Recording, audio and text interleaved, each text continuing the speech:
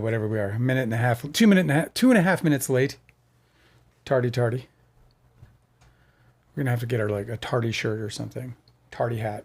Have to wear a tardy hat when we're tardy. What's up, Delicate? Good to see you. Good to see you. I did, let me read for you her texts. Delicate. Are they public texts or are they private texts? No, they're in the chat. If I sent you texts and you read them live, I'd be peeved about it. Yeah, well, that's not what's happening. I'm just reading the chat. Okay, good. It says, looks like guests are arriving at Madison Square Garden. So many random people. I would never have guessed. But I'm disappointed in Taylor, to say the least. At least Blake is staying out of the way. And letting them have their day. Oh, okay, so she's continuing. And letting them have their day.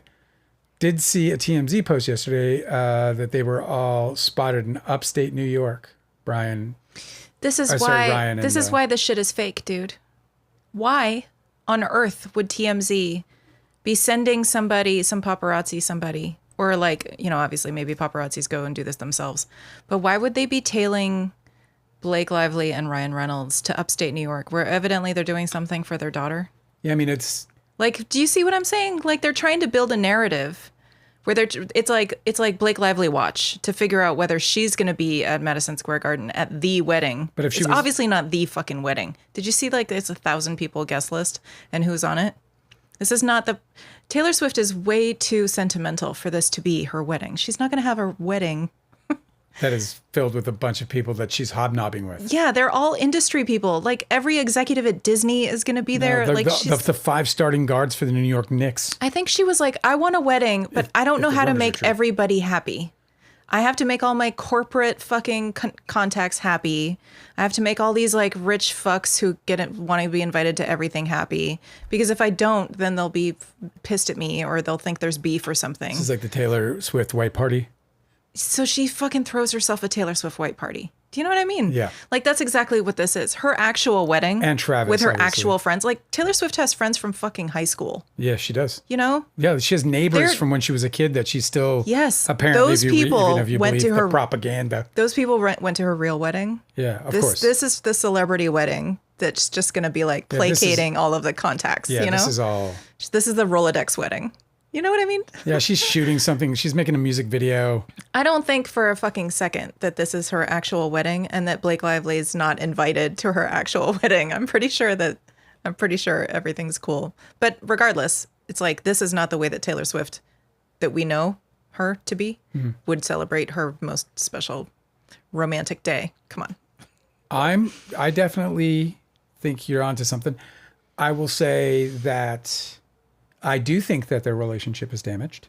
I do think that they are spending time purposely apart, not because they want to create some kind of public narrative over it. No, because Blake Lively's like, listen, I have a paparazzi on my ass all the fucking time. So maybe we just have to like talk over text and phone calls. I don't think that if they had a friendship, they would have a problem making that public right now, since it's the trial is over. But it would just feed these fucking rabid Baldoni wives. Only that they're friends. Yes.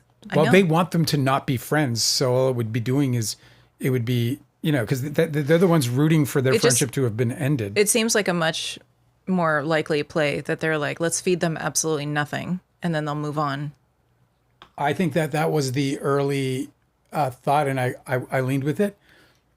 I went with it, whatever you want to call it. I was, You kept it in your pocket for a little while? Yeah. I hip-pocketed it. You used it as a bookmark? But I think now at this point, like I said, man, this was like the way it was for the whole Jalen Hurts and AJ Brown situation. When Jalen Hurts wasn't at the wedding. Can we talk about this some more? Because that is real juicy drama. Yeah. And I don't feel like you've talked about it on the live yet. Did you? Not really. Okay. Not as a subject. It is way fucking juicier because I feel like whatever broken friendship there may or may not be, that, Melissa Nathan literally wrote it in her like bullet points. Like, let's talk about how their relationship is broken up between Blake Lively and Taylor Swift. The one between fucking Jalen Hurts and AJ Brown is actually really, really juicy. It's so scandalous. And it's really happened, right?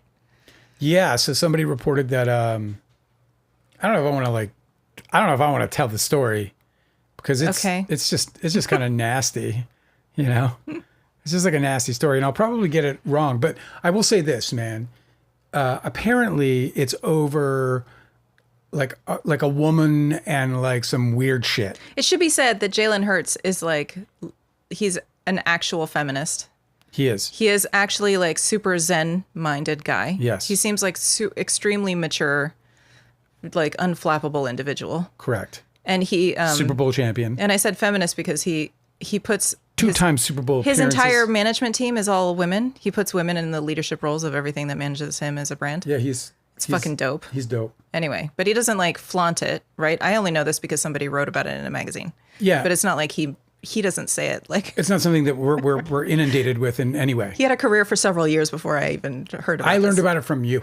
Yes, right. And you're a major fan. Major Eagles fan. So it should be said fan, yeah. that like Jalen Hurts did not deserve any of this drama. Like It's so weird. And just so we know, we're talking about Jalen Hurts is the quarterback for the Philadelphia Eagles. If you don't know, A.J. Brown, the former number one wide receiver, they won the Super Bowl together. And they grew up together, right? They were they certainly had a long period of time or a very sort of deep bonding time. Oh, like college. In the game in college or whatever. Right. Maybe they weren't like childhood friends. But they came out of it in their own words as best friends. Yeah. And then, then there was something happened and nobody knew what it was, but something had to have happened, and everyone started speculating that it was Jalen Hurts' play and his like football IQ and like all this nonsense that made AJ Brown insecure. Yeah, that kept that like AJ Brown basically thinking that Jalen Hurts isn't capable enough a quarterback to truly exploit his immense talent as a wide receiver. So he like blew up their friendship because he didn't get the ball passed to him enough? Well, that was the sort of what was out there. You know what I mean? Like that was the kind of. But that wasn't the story. But that was not the fucking story at all. What happened? The real story is that I don't even know really. Here's what I'll say: AJ Brown got involved in some kind of sexual thing with somebody, and it involved and there was there was something kind of scandalous about it. And basically, Jalen Hurts... she's married or something? I don't know what it was, but all I know is that Jalen Hurts didn't cover for him. Oh, he did. He broke the bro code, is what you're saying? Basically broke the bro code, but like in a way that would like when I heard it, I was like, oh, this is all on AJ Brown. Yeah, because only douchebags ever expect their friends to like uphold a bro code. Pretty much, it was like a douche bro thing. Right. And then he didn't just douche bro there. He then later admitted, AJ Brown, to doing like publicity spins on Jalen Hurts during his time as an Eagle. He did a saying smear that campaign? He believed that the controversies that he would stir up would invigorate Jalen Hurts and make him want to play hard. So there's some shit going on with that dude's head. So his sports psychology is a little upside down. AJ Brown's always going to be somebody who I love as an athlete. Hearing all of this has wildly changed my opinion about him as a man. Yeah, he sounds unhinged. I don't know what he is, but like if any of that is true to any reasonable degree, and it seems to be already confirmed by him. Yeah, so he said, "Oh, I just went and did a smear campaign against one of my oldest friends." Yeah, because I thought that it would help him. And this is why I got destroyed so easily by Leonardo DiCaprio and you said this before this became sort of front and center. But you said, man, the one fucking thing that they have that they need to protect most is their reputations. Oh no, you see this reputational damage is the number one. Yeah, it's the threat only against these people. It's the only currency that celebrities and the wealthy elite class have. They have all the money. They have the art. Yes, they it's have the the only lovers. thing that's vulnerable that they're vulnerable about. Like, because they can buy their way out of every problem, but they can't buy their way as easily out of a reputation problem. It can be very expensive for one thing. So you see that when wealthy people attack other wealthy people, they always attack in this one way. They always try to destroy the other person's reputation. It's like the only way they can do warfare because nothing else, there's no other equalizer. Everybody's got money. Everybody's got contacts. Everybody's got everything. But reputation. It's the number one commodity, bro. Achilles heel. Yeah, it's everything. And so it's a major violation to do that, clearly. But you can see the importance of it. And that's exactly what Toby used to get DiCaprio so blindly angry at me and Artie.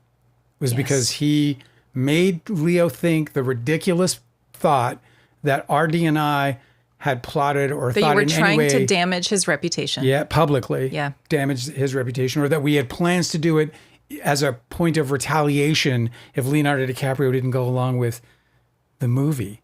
I mean, that the most outrageous sense. shit you ever heard. Really. Like, explain it to me again. Like, I'm sorry.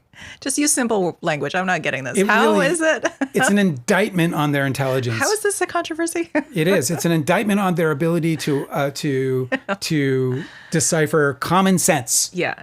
Like they can't even shake that out of. But this has been known since the beginning of time. All the propagandists, all the Machiavellians, right? Like all of these people who have been like trying to create big campaigns of control have always known this one central truth about humanity, human nature, is that if you can make someone angry, and then you can convince them that the object of their anger is whatever it is you want it to be, then you can control them to do whatever you want. Right? Like that's why I would argue that there's that's two. why There's two. I would argue that there's anger and then there's also fear. Yeah, a lot of times I just know because political parties will connect them. fear has made me do things like tell Tobey Maguire that Jerry Meadors said, well, at least Leo knows we have a voice in the press, when Jerry was totally upset And over sleep deprivation and all the other. He used a bunch of tactics. It was kind of Yeah, they all kind of fell in kind of his lap. shocking because I'm like, wow, he didn't have the internet. Like, how did he learn how to do like interrogation tactics? He went like, to the library. torture tactics. Like, what the fuck? He's like, he didn't just buy the Encyclopedia Britannica, Angela. He read it. But you'll always see these these politicians that lean fascist or like are outwardly fascist. Like they'll always do the same rhetoric, whether like, okay, you have problems in your life. I know who is the cause of those problems, and I will identify that party for you so that you can hate them. And I'll also tell you that I alone have the solution to fix this problem. Yeah. By exterminating them or deporting them or whatever. And it's always made up from the very beginning. All they have to do is identify what the actual problem is and then just put a big facade over it and then tell everybody like, oh, no, that's actually the thing you should be mad about. Deanne's here. What's up, Deanne? That's how they scapegoated you. So good to see you. Yeah, well, so listen. Because Leo felt vulnerable. Yeah. His reputation seemed vulnerable in the press. He was being warned by his people like, yo, you're being a little bit too loose in your interviews. Like you're saying some really heinous stuff about gay people and it's making people pissed off. Yes. Or you're being like a little too wild on the fucking Yes. in the club scene and that's like a little bit dicey. So he was already primed to be like super paranoid about his reputation. He was. And then Toby steps in and he's like, you know who's actually going to damage reputation? Your friends right here. Dale and RD are planning Yes. to actually do the harm that you're fearing is going to Correct. be done. That's what happened. And that's how he managed to fucking turn that idiot fucking smooth brain DiCaprio Very smooth brain. against his like decades long friendships. Yeah. Well, just two friends who absolutely had nothing but reverence and loyalty to him and to everyone around us. It shouldn't have been that easy. It's like embarrassing. Embarrassing. It really, truly fucking embarrassing. Unbelievable. But a great move by Tobey Maguire. I mean, he fucking KO'd us to this very fucking day. Yeah, it shouldn't have We'll worked. never, ever reconcile. And Yeah. Don's Plum will always be the scarred movie that it is. But back to the present day. Yeah. So, and to what we're talking about A.J. Brown. ultimately, which is not just AJ Brown, but also Taylor Swift. I'm pretty sure that with Blake Lively out of the picture, and I'll tell you that, so I guess I should finish my thought. With Blake Lively out of the picture, I think their friendship is probably, I wouldn't say it's irreparably harmed. I will say that it is probably pretty obvious that they're not friends anymore. Now that doesn't mean they won't become friends again, or Why would it be obvious they're not just on to a you, break. though? This is what I don't understand. What do you mean?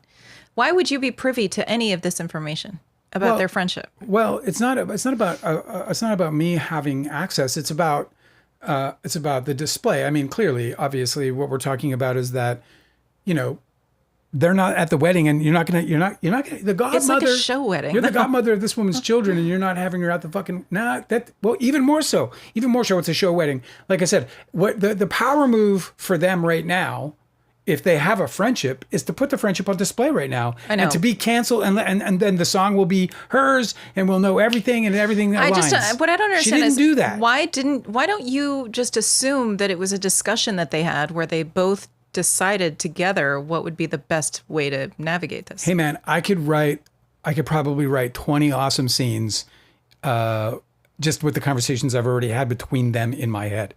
But Oh, wow. yeah, well, no, because it's such an interesting. I wouldn't go around admitting that. Well, it's not. I'm exaggerating. All I ever do is think about celebrity friendships.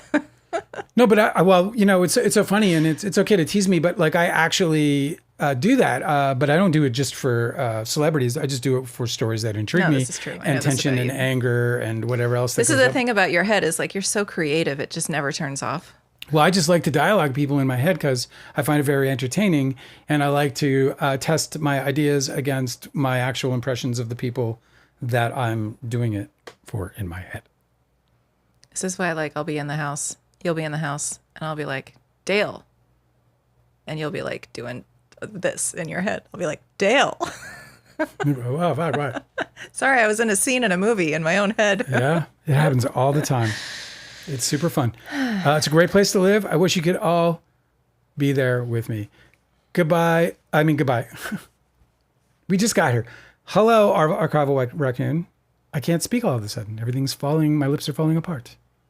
That's okay. They'll come back. They always do.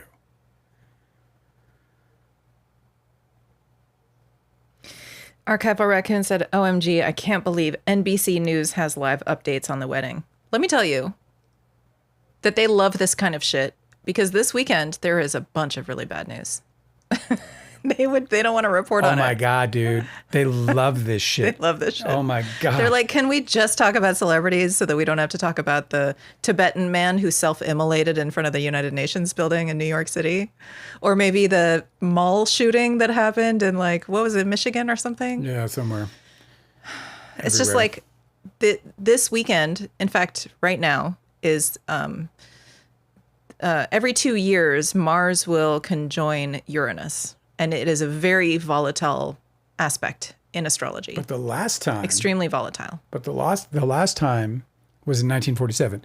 And in 1947. Oh, you're talking about in Gemini. In Gemini. Okay, yeah. Yeah. This is true. So the last time this configuration happened, which obviously sans all the other planets and what they're doing, because there was definitely no sextile coming in. I know. off of It's Neptune bonkers right and, now. The trine and, so it's all there. Yeah. The Pluto trine. But like the last time this happened was in 1947.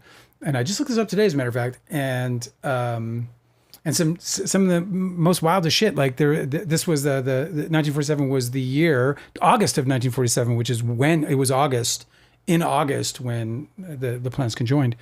And in that very month, Pakistan and India, they divided their countries with a line basically drawn. That's fascinating because Yes. Mars severs.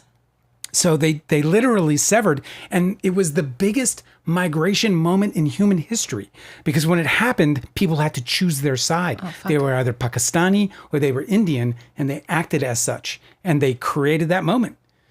It was an incredible piece I of saw history. a really amazing book list about somebody had recommended a really great book about life on the side of the Berlin Wall that was like the super controlled side. Yeah. I can't remember which.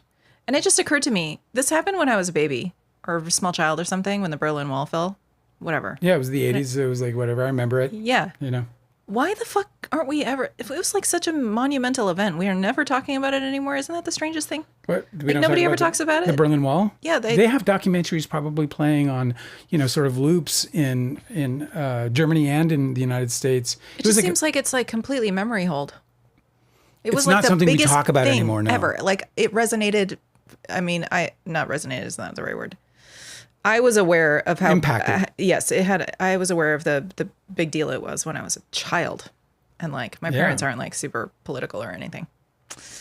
Anyway, it just occurred to me the other day. I was like, wow. And this thing that you're talking about, 1947. Well, I mean, the 40s were obviously like a super big time of world global change, Yeah. And here we are again. Mars, Uranus and Gemini. And then Mars is conjoining. It's going to be the first time this happens. It's going to be only 4, maybe even fewer times, maybe 3 or 4 times that this happens until Uranus leaves Gemini. But it's extremely dicey energy. It's not good. For it to be happening on the 4th of July, I was extremely sure that something this weekend was going to like Like all of the astrologers say that the combination of those two planets is like the best keyword for it is explosive. Yeah. And like, And then what's going to happen? You have the Pluto trine too. Yes, and so all these other outer planets are involved in this, and then Mercury's in retrograde, and This is a crazy. Like all I'm saying is this is like a wild moment in astrology. It's not a quick moment. So the weirdest thing about explosive is to me is that that kind of comes within what is a fairly lengthy period for the Mars conjunction is not. But that that energy is sort of infused into this trine and this sextile with Neptune. It's weird. And Uranus. So there's like a lot of wild energy right now. We won't know exactly what it means until it's over. But I'll tell you that like when you look at the 1947 thing, it was kind of positive in a way because it was like a time. I know these countries still feud and they have that, that display they do every year. Do you ever see that? No. Between India and Pakistan? No. They act out like a war with each other where they're killing each other, but they're only acting it out and they do it on the border. I'm probably fucking up what it really is, but They do like performative dance? yeah, they do like it's like performative totally between the two countries. What? And it's feudal. Yeah. Just so you know, I'm still angry at you. I'm going to shoot you. I shoot you first. So So weird. but they're obviously still very they're enemies and something could erupt between them at any moment. They're both Maybe nuclear this is powers. the time. I don't know, man. What I was thinking, I was like, okay, so Uranus and Mars are conjoining. Well, Mars is conjoining Uranus, I guess is how it should say. But it is going exact. It's exactly to the degree and the minute, which is like the sub-degree. You know? Tomorrow. Well, this morning at actually. 2 a.m. tonight. Tonight, yeah. Eastern. So 2 a.m. of the 4th of July morning. Yeah. And I was just thinking, like, that's really scary. Because, like, bless anybody who works at the ER tonight. Well, I am All going to the be curious to injuries. see if there's like if they say there's like an unprecedented number of injuries, because then that'll be something. Because every year, Oh my God, yeah. Like combined with fireworks. Like I know that all of you guys have already bought your like 4th of July fireworks, but like don't. Not with this. This is really a bad. scientist has a fucking chest full of them. Yeah, I was this thinking is about really- it, of course, because RIP Australia's World Cup. Yeah. They lost in penalties, man. It sucks, man. This has been a crazy time for, both like comebacks that end up, winning and comebacks that end up losing. Like it's just been a really dramatic World Cup. Like not a lot of like blowouts. I just want to say this one last thing. Although about France looks good. You're segueing away to the World Cup. I'm off of it. It's so good. I was just trying to say about fireworks is that this is really bad astrology weather for keeping your fingers. Very bad for keeping the digits. So let's not do anything risky with explosive materials. Yeah. Who knows, man? I was also thinking, like, I don't know, Trump is trying to do some big fucking speech on stage. And I was like, oh, is he going to stage another, like, fake shooting or something? Like, is he going to try and, like, do some bullshit? Because he usually does something like this. Like, when the astrology weather is like, oh, maybe some people are going to be in danger. He's like, oh, yeah, I'll make people in danger. That'd be great. Gotcha. So, who knows? Yeah, the astrology weather. It's interesting because like generally speaking, we are leaving the hard astrology behind for the year, and we're actually getting into the good astrology. Not yet, though. But it first starts with this thing. July's really dicey. Yeah.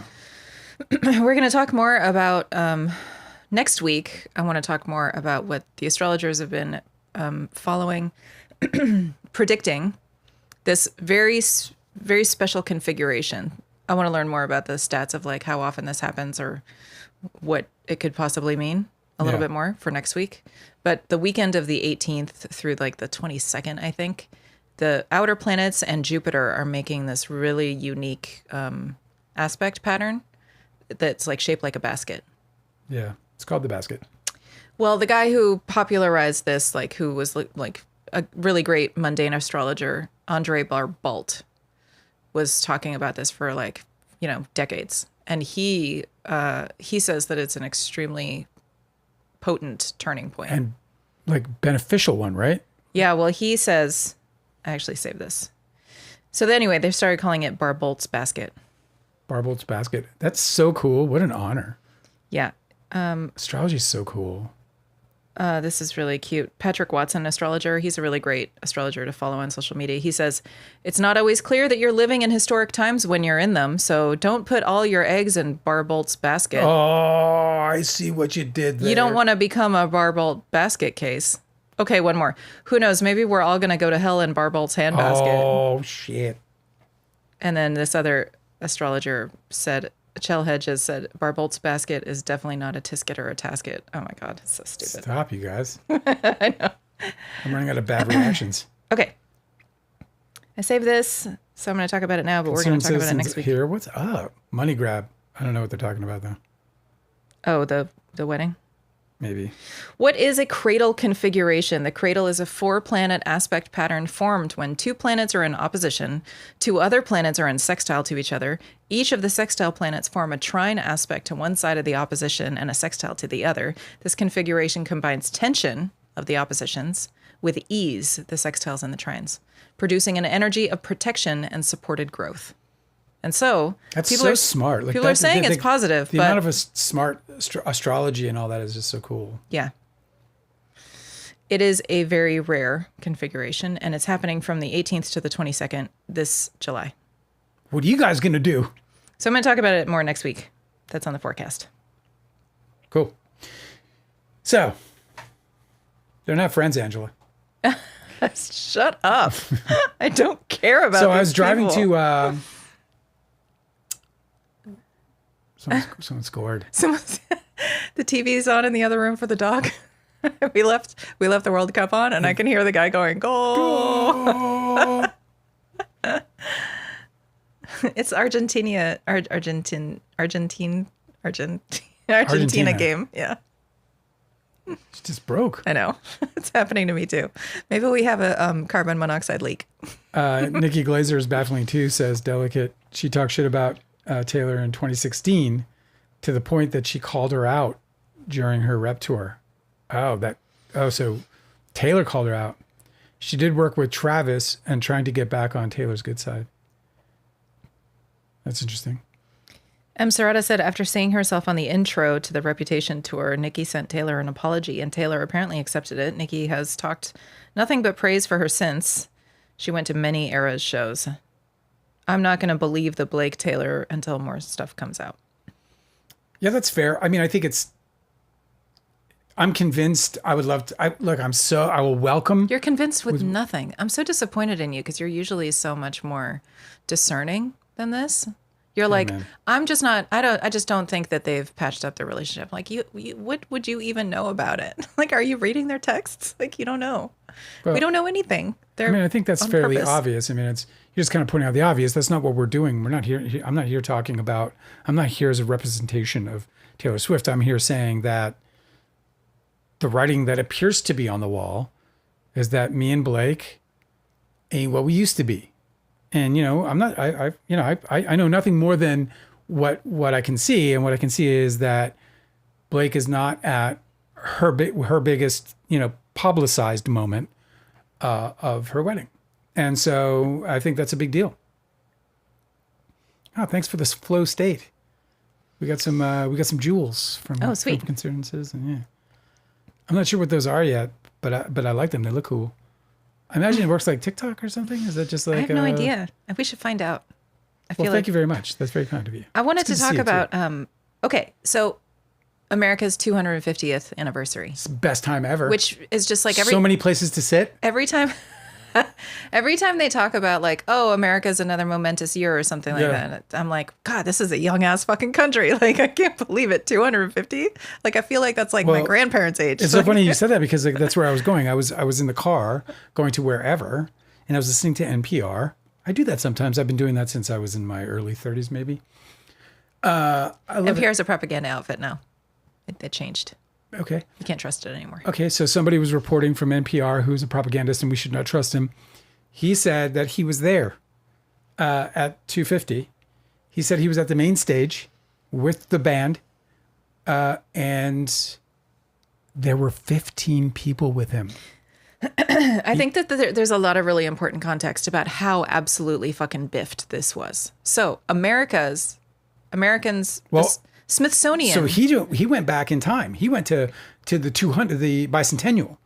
He went to 76 and talked about, and they How many people were there? Yeah, it was fucking packed, and it was huge excitement, and there were like actual journalists. It's probably a lot cooler They weather, interviewed too. Journalists who were living today and who covered the bicentennial in Washington D.C. and they were like, it was Yeah. So check this out. a fever of pride and patriotism and skepticism, and there was still a lot going on. This is 1976, right? This is after Watergate, after Vietnam. So there's a lot of like America trying to heal in this situation. So it wasn't like it was like Not exactly a very unified nation either, because there was a lot of Right. the protest movement was like completely contradictory to the conservative. I liked what they did there because the consideration is then like, oh, okay, so it was still a tense climate like it is today, Right. But everyone was able to put that aside to the extent that they could assemble in great numbers, celebrating with great pride their country, their future, etc. I saved this just for this conversation. This guy, Linus Cat. 15 people at the main stage. Can I just tell you about this? Yeah. This guy, Linus Cat, he said, I worked at the Smithsonian. Yeah. Okay. Specifically raising money for the 250th celebration. Okay. He said, what I want people to know is that we secured millions of private philanthropy to host a month-long folk life festival on the mall. The Festival of Festivals, he has in quotes. It was going to feature well-known festivals like Burning Man, Farm Aid, Grand Ole Opry, etc., as well as smaller local and regional festivals from across the U.S. and territories. The goal was to feature truly the best and most beautiful creative expression in music, dance, arts, and craft traditions, food, community, etc. It's about just making America. me angry. Like the more you read it should, the more yeah. angry I'm getting inside. I can't name names, but the plan was to have headliners every night for free concerts for the entire month. Okay? Think the types of names who might be affiliated with the aforementioned large festivals. These stars were willing to perform because it was under the banner of the Smithsonian. It had to all be scrapped, though, because the administration would not release permits to host on the mall. The money went elsewhere, but our nation was robbed of what could have been a once-in-a-generation cultural moment. So instead, he was like, okay, well, I'm just going to do my own. And he called it Freedom 250. That's not what it was fucking called. So he started his own fundraising entity to call Freedom 250, took a bunch of money and put on this fucking circus sideshow. Facade, yeah. Bullshit, right? It's depressing. Yeah, it's just like a big fucking So money the laundering. NPR article says that there were some, because there's like various areas. So they have some kind of Christian area. I can't remember what it was. Unfortunately, if the name comes back to me, I'll spit it out. But it was basically for Christians. It was like one of the Christian organization names, not like Erica Kirk's, but like it. Yeah, like The Christian blah blah blah Federalist Society or some shit. fucking shit like that. And there was a reasonable crowd there, and the reporter went in and interviewed people there and asked about how they were feeling about the president, and pretty much everybody that she spoke to thought that the country's in great shape and what he is doing is wonderful. He is a great president. There was another booth or another like section that had a lot of millers, and that was Truth Social. A lot of millers? People milling. Oh. Millabouters. Yeah, well, it's supposed to be like, I mean, I think they put together like this like museum walk where they have these little air-conditioned tents. Of course, that's where people are going to be. But have you seen inside some of these? He said there was other like all the, like everything else is just like abandoned. The only thing there was this two things that had some people in them. Of course. Oh my God. There's like other things that other boot, like other I mean, like, I'm sections or glad whatever. it was a giant fucking failure. But it's just like everything, they don't care about the show they put on. No. The whole point of it was to take money. No, yeah. Like they're just trying this to is like a classic Donald Trump grift. No, it's Classic. like the Fire Festival, right? Like they just took a bunch of money and then endangered a bunch of people. Like they didn't give a fuck that there wasn't any like actual amenities for them to be safe. I don't want to sound hopeful, but Donald Trump tomorrow in absolutely scorching temperatures is supposed to go out on an open stage out in the heat.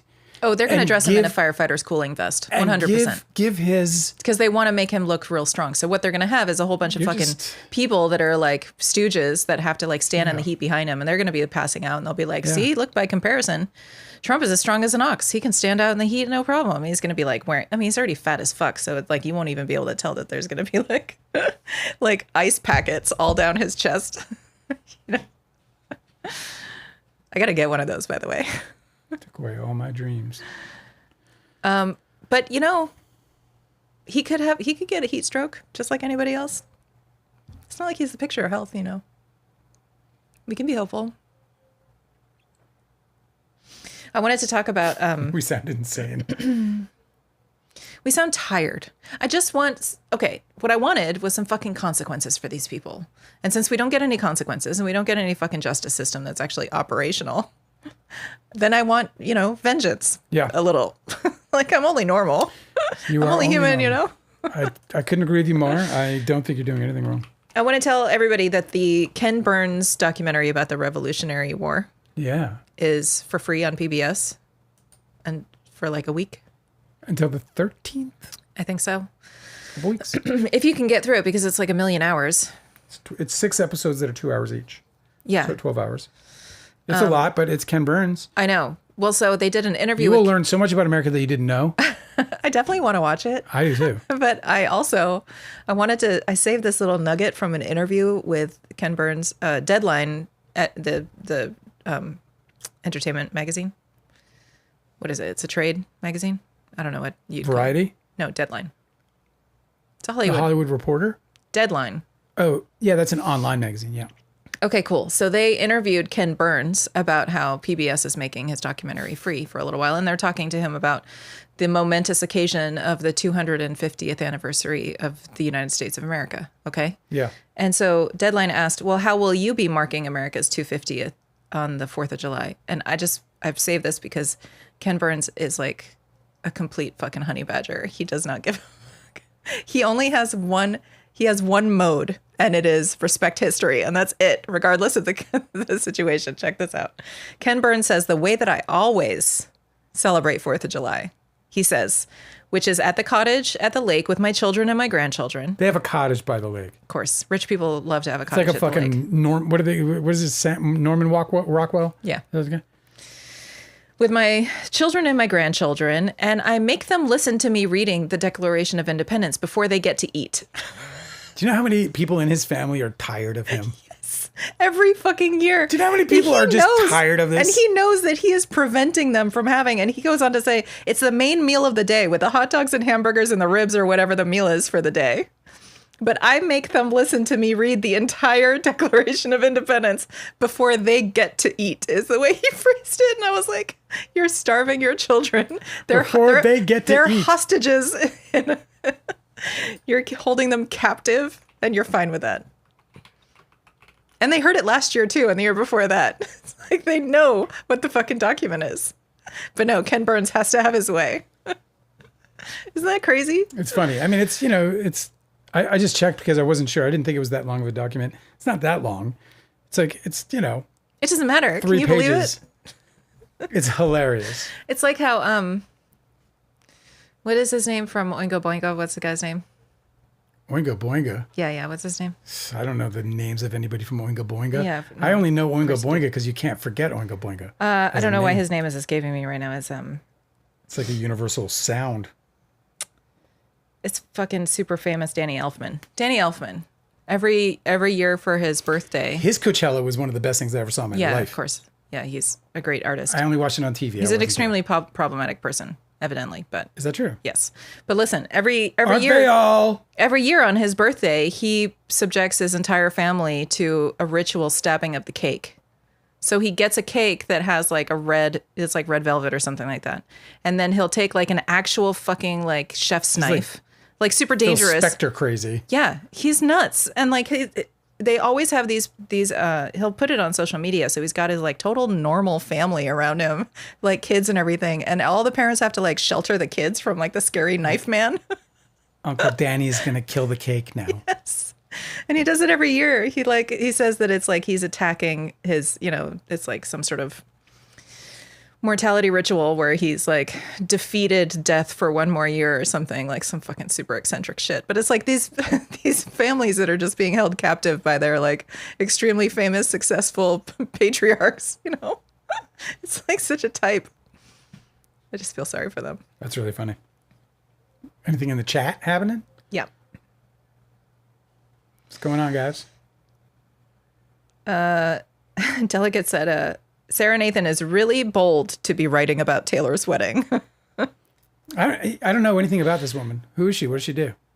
Sarah Nathan is Melissa Nathan's sister. That's the Daily So Mail. she's like a co-conspirator No, I in know all who of that these is, yeah. shenanigans. Yeah, and I always forget that. See, I told you I'm bad with names. You have to harm me for me to remember your name. M. Serrata said that money was being redirected and wired from the original 250th celebration fund to Trump's Freedom 250. Oh, God. It's just so...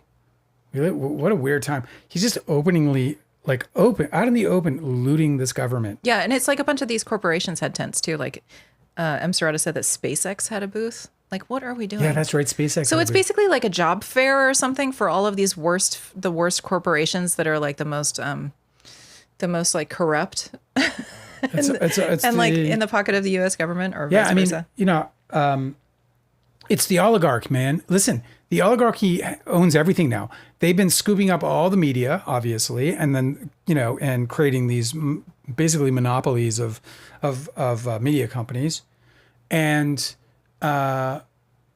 look, dude, who's that guy who had the white party? What's his fucking name? Rubin? Somebody Rubin? Michael Rubin. Michael Rubin, was Whoever the fuck he's a billionaire. He's a billionaire who created Fanatics. I don't know if you know this because you don't really watch sports, but there's this like company that's Fanatics where you can buy like signed gear and shit from sports people. Yeah, I recognize I can think of the logo. Ah, there you go. He's good at what he does. So he created that, and he's a fucking billionaire. And so now he holds these white parties. And Leonardo DiCaprio was there, of course, because he can't miss one. And, but the place was just absolutely fucking abuzz with Hollywood and celebrity and, of course, all the athletes because of the Fanatics thing. This guy, Stavros, do you know who this is? He's a comedian. He's got a podcast, and he also does some acting. Like, he was in... So they own everything, is what I'm trying to say, right? The oligarchs, they own the government. Oh, yeah. I was just going to tell you this all the joke celebrity and media. Go ahead. He said those Michael Rubin white parties feel like the farm system for Epstein Island, too. It just looked weird. Martha Stewart was there again. You know what's so funny about seeing Martha Stewart there? Because she does crimes, dude. Because you heard about what she allegedly did at the Diddy ones. Like, apparently she was like doing blow off of like, Right. yeah, doing blow off of butts and stuff. Like, this guy get commented, down, Martha. He said that the Michael Rubin's white parties will have its own Netflix documentary in 5 or 6 years, Survivors of Rubin. Everybody's like, yeah, you guys look like you put on like a innocent, fun, like rich people, all elegant party. But then when the sun goes down, what the fuck happens, you know? It's just so disappointing because look, Leonardo DiCaprio has to, like, I just can't believe he's getting away with in any way, shape, or form calling himself an environmentalist and in any way, shape, or form representing the environment. Like, this guy does not do that. Do you know what I mean? Like, he is sleeping with the enemy, you know? Like, it's just very obvious that he's doing that. He ponies up to every, like, you know, obviously we see all the things with Jeff Bezos. He's up in this billionaire shit. Like, you know, I mean, it is what it is, but it just drives me crazy how, like, people are, I don't want to say easily, but how just people are just fucking fooled. Like, they're just fucking fooled. Like, this guy and all these other fools, man, they just be like saying one thing and doing another. Like, that's Donald Trump's entire existence is him fucking saying he's one thing and doing an absolute other right in front of you. Here's the thing that, like, I feel like is really illuminating about that class, you know? Because, like, the class that we live in is very different from that class. Like, the way they live, obviously, is very fucking different than the way that we live. Yeah, of course. Like, I feel like I probably can relate more to somebody from... I boiled my cherries this morning.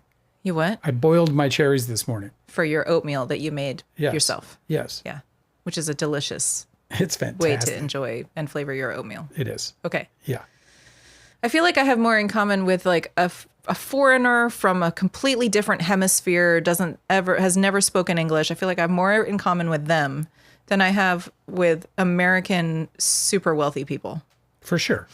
And like, I feel like you think about like DiCaprio is a good example. I feel like the investment decisions he makes are so misaligned, so fucking tone deaf with anything that I feel like normal people value, that I just assume that he has been completely like, his brain's been completely washed by hanging out with the worst people for the last 20 years. Leo. Like since he was 20 years old, maybe he has is been one of like, them. he's been elevated to a class where everybody around him is a fucking sociopath. Yeah.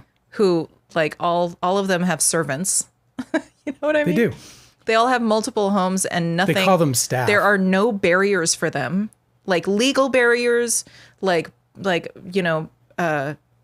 country boundaries. Like they can travel anywhere they want. They can fucking break laws and make it not matter. There's that perfect little meme out there that goes, number of arrests for the reflection pool, Yeah. 6. Right. Number of arrests for Epstein files, 0. Yeah. So I feel like when you're in that class, it's just like your idea of what is right and wrong just gets distorted. If you've lived there, he's been there since he was fucking 20, surrounded by the absolute worst people. Yeah. Who don't value normal people things. I don't know, man. I just feel like I can't imagine.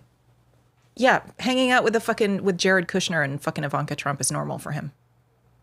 They were at that gross. fucking white party, and it's It was a big giant party, so like they're literally like fucking supervillains, cliques, right? Like they're supervillains at that fucking party. Supervillains, Like if straight up supervillains. Straight up, I found myself in the same party as supervillains, Yeah. I'd bounce. You know what I mean? But these people don't. They continue to hang out. It's like the place to be, along with the supervillains. It's like I said, it's the open like out in the open looting of America. Like, because Jared Kushner became a billionaire off of the presidency and nothing else. He used the presidency. Do you see what I mean? To line up It's everything, like and now he's a Saudi guy. Everybody at that level just crimes because there aren't any consequences. So all they do is criming. Like fucking DiCaprio, like financing an Israeli, what is it? Like a luxury resort during Yes. the fucking... During the conflict. Yes. During the I'm just like, some you're not people normal. call it That's genocide. just not a normal decision that anybody would make with their finances. I don't understand. Whatever. Anyway, Mitch McConnell is probably dead, and they're keeping that from Americans. I guess they don't want to screw up our Freedom 250 celebration with the bad news. Did you see who Ice Spice was caught hooking up with? Oh, we're still talking about the white party. No, this is just sorry. I was going to segue. Tanner's here, and he just dropped what's up, Tanner? He just dropped the Ice Spice news. I did see that. What do you make of that? Your old friend Tobey Maguire being acting like the most divorced dad Yeah. of all the divorced dads. Sure. Yeah, no, I think that's what it is. I mean, He's like the president of the divorced dad committee. The way he's behaving. I think there's the guy who gracefully ages, and then there's the guy who goes into crisis mode, and he's in crisis mode. Clearly, he's like, I'm sure Ice Spice is I'm sure she's a very sweet girl. well, it looked like she's a good kisser. Who knows, man? What's weird is that anybody wants to kiss him. Like, I just think he's just got such an unkissable face. Like, I obviously have no love for that human being whatsoever. Like, none. Yes, but back when you did, you thought he was a disgusting person. Did you not? Well, I don't know if the word disgusting would Didn't be you say how he I used would to put blow it. his nose in his shirt? He used to walk and then around, continue to wear Yes. his shirt? He used to walk around with a snotted T-shirt when he was like had running nose allergies or whatever, and he would blow his nose into his shirt. He would hug people and like arc his shirt away from them, so Because he as knew to it was not disgusting. rub them Because he had an awareness that it was with his disgusting. snotty T-shirt. This is the very same guy, by the way, who would also, like, if he saw you double dip your chip in, like, you know what I mean? Like, there's like the 3-bean dip or whatever they call those dips. Yeah, or fucking guacamole or whatever. Guacamole.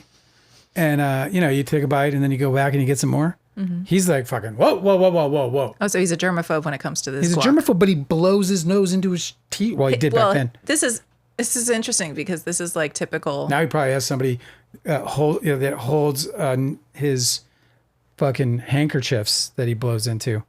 Probably just passes them off to somebody and makes it like Was a that in fucking a movie? face diaper. Was that in a movie that like some like wealthy person who the screenwriter wanted to make sure we all know is a total shit, that he like blows his nose and then puts the wad in like his servant's hand? Yeah. What movie was that? I feel like I vaguely remember. Yeah, I do. Where it's just like very Never seen clarifying this. for the audience that this guy's like an absolute fucking jerk. Tanner's like hooking up with somebody my age. Yeah, dude, this guy is fucking. He's like, man. Yeah, man. I mean, it is what it is, man. These guys are. Look. The level of man. desperation, though, to do that, like, so, okay, these white parties have all of these high achieving, like, super professionals in whatever field they're in. And you're going to turn it into, like, you're at the club and you're making out with I don't know, with a rapper. I don't even know what she does anymore. I don't even know who she is. I never heard of her. She was like a TikTok rapper. Oh. And nobody really believed that she was very good, but she wiggled her ass really well. Oh, that'll get you there. And then she got famous. Sometimes. She played a few concerts, and a lot of people made fun of how her concerts were really bad. But then she, I guess she got Ozempic or worked out a ton or something. She got really slender. Oh. And then she kind of lost her original fans because they liked her big booty. This is all I know about her. Booty trader. But she seems like a sweetheart. Some people were suspicious that she may be a bit disabled, and like they were worried that she was being preyed on by, these promoters and stuff, like that maybe she's a little special. She kind of always seems a little uncomfortable. Yeah. Like, I don't know if you've noticed, she's always messing with her hair. I don't even know who she is. I swear I don't. Junior high? I guess I'd have to I haven't seen a picture of her. The only picture I saw of her was her kissing Toby, and her back is to us, so I don't even know what she looks like, except that I think she had some kind of blonde hair. Red hair. Okay, there you go. Really, that's a really good point, that who wants to kiss Toby Maguire? He has not aged very well. He seems really fucking stressed out. Is it like his face?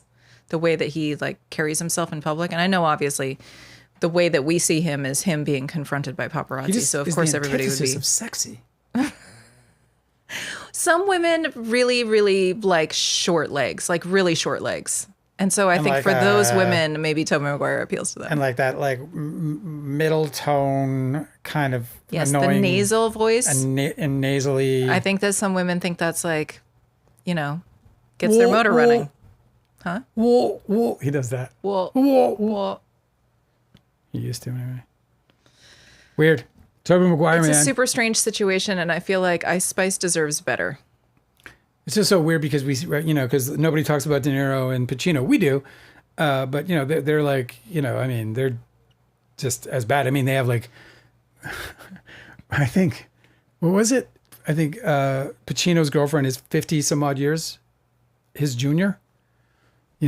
It's just, it is what it is. I mean, people can do what they want. At least that puts her in her 30s. Yeah. I just, find the whole thing rather fascinating. Really fucking bizarre, isn't it? It's so weird. Yeah. It's like, it goes back to the mythological days, like the sort of whole, like they're all Zeus. They're all Zeus. Tell me. Well, how Zeus just took everyone that anybody he glanced at that he thought was beautiful, he tried to sleep with them and did sleep with them, and ultimately procreated with most of them.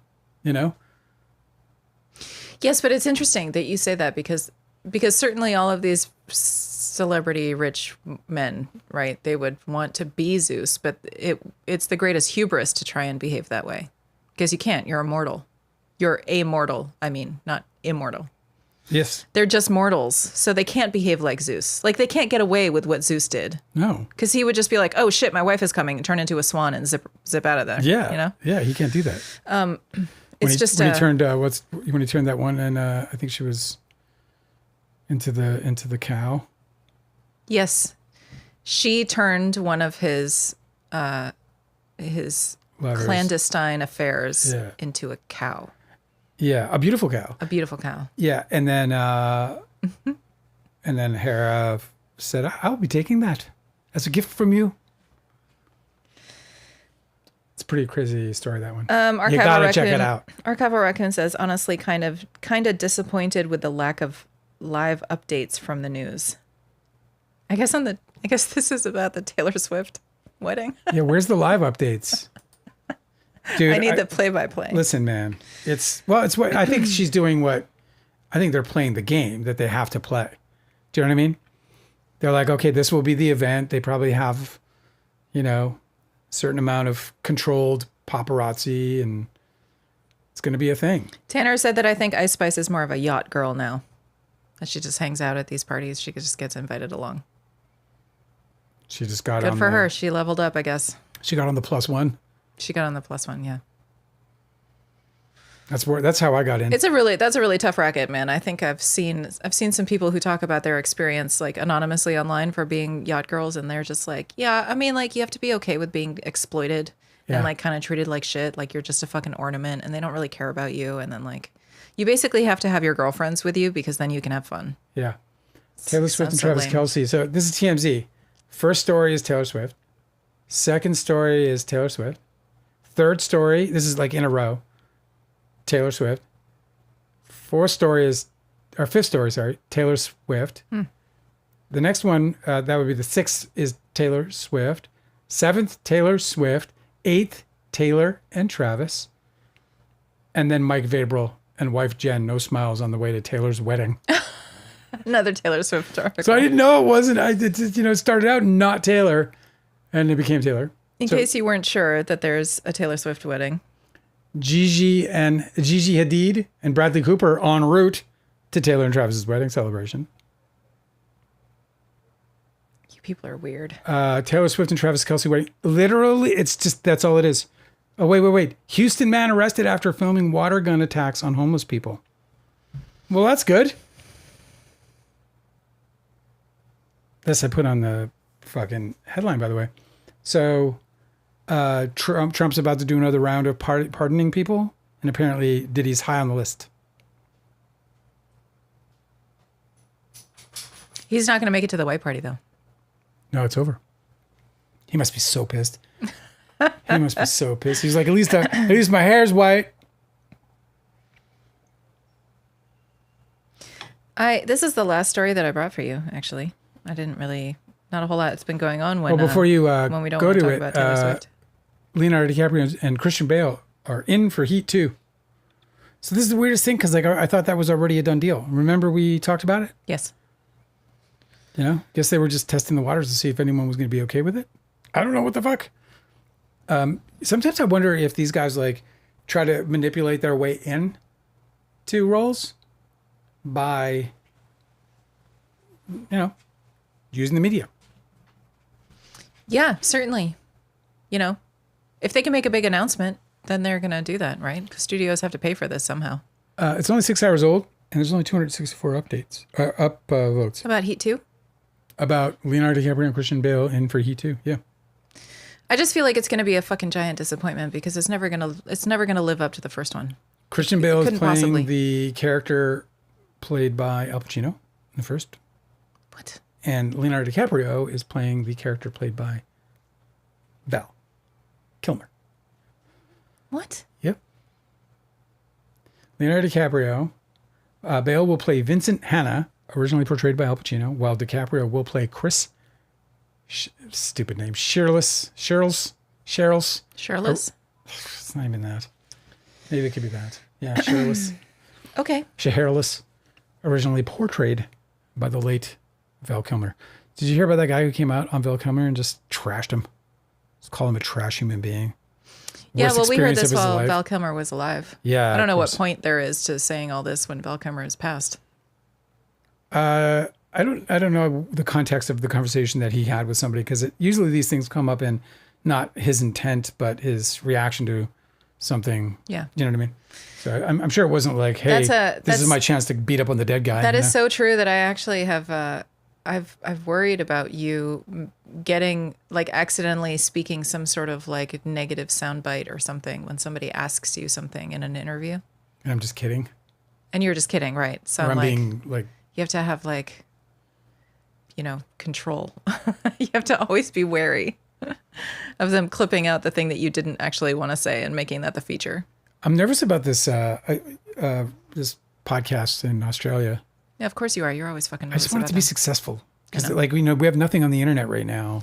You don't have any control over it though, so you might as well just chill out and be a... I'm not obsessing with it, but I'm just, I'm not even remotely obsessing about it. But whenever it comes up, I'm just like, kind of like, lift the story. I think it's worth always identifying what you can actually do anything about. And then if you can identify that you cannot do something to improve a situation, you might as well just not worry about it. And I'm not talking about like global issues, obviously. Like we should all be very concerned about horrific injustices anywhere. But I'm talking about situations like this. Like you did an interview, you did your best at the time, you like the person and you trust that they're going to do a good job. But other than that, you can't do anything to fix it. So there's no point in worrying about it. You should just get out of your mind. Focus on shit you can worry about.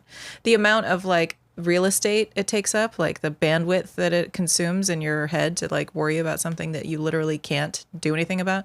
It's like an open tab that's constantly running.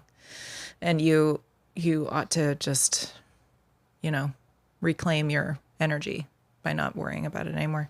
Yeah, it's good advice. Your advice is good, and I think I'll take it. I don't. Again, it's not like, it's just like when it comes up. It's not like something I'm obsessed on. Like I don't think about it. Yeah, no, I know. It just came up. But that's an open tab in my head, and then I was like, oh God, just.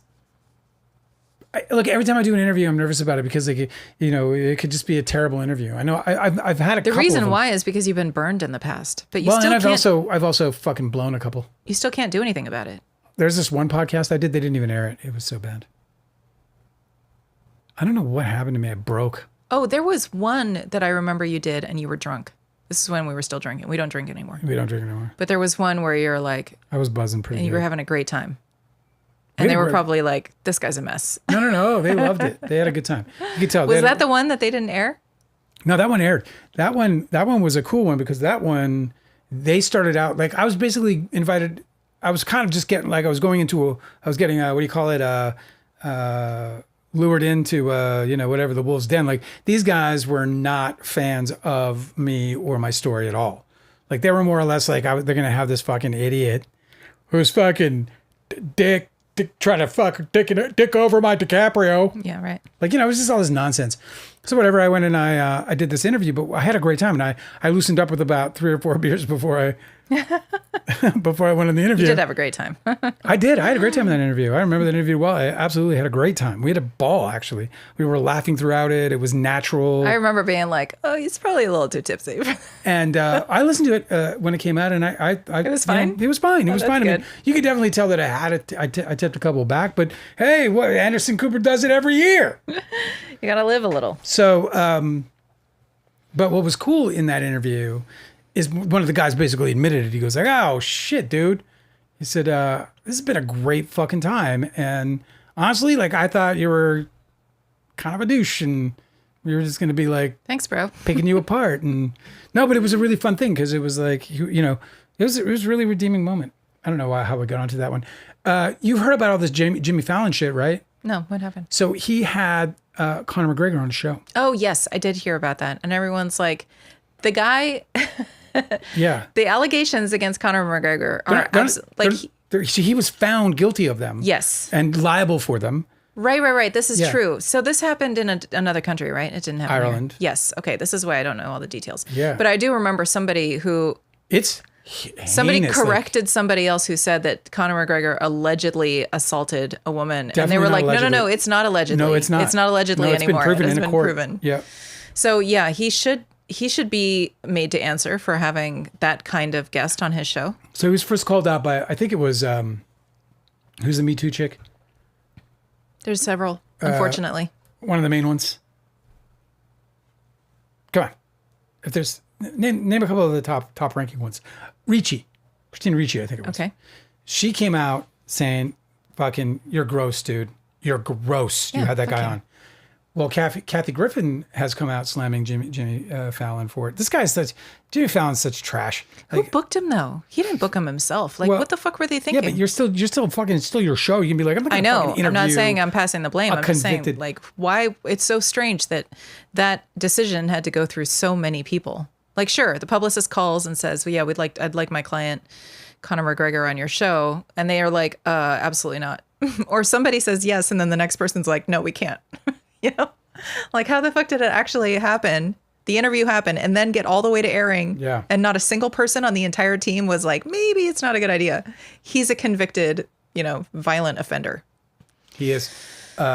In the most, I can't believe this guy is getting any kind of attention at all. It's just a fucked up world. Kathy Griffin, so she comes out and slams Jimmy Fallon, and she claims that she was banned from the Jimmy Fallon show, blacklisted from the show, because she's too controversial. Because she did the Trump. Yeah. You remember the whole Trump thing, right? Where burned it, stabbed it to death, something. No, she held up. It was like a beheaded head. Yeah, she just she recreated the Medusa, but it was instead of it being Medusa's head, it was Donald Trump's Trump's head. Yeah. Good times. So anyway, so she called that, and it's so true. It's like, you're a fucking gross human being, dude. And it doesn't matter. Like, it's his show. Who's a gross from it? Jimmy Fallon. Oh, okay. I thought you meant Kathy Griffin.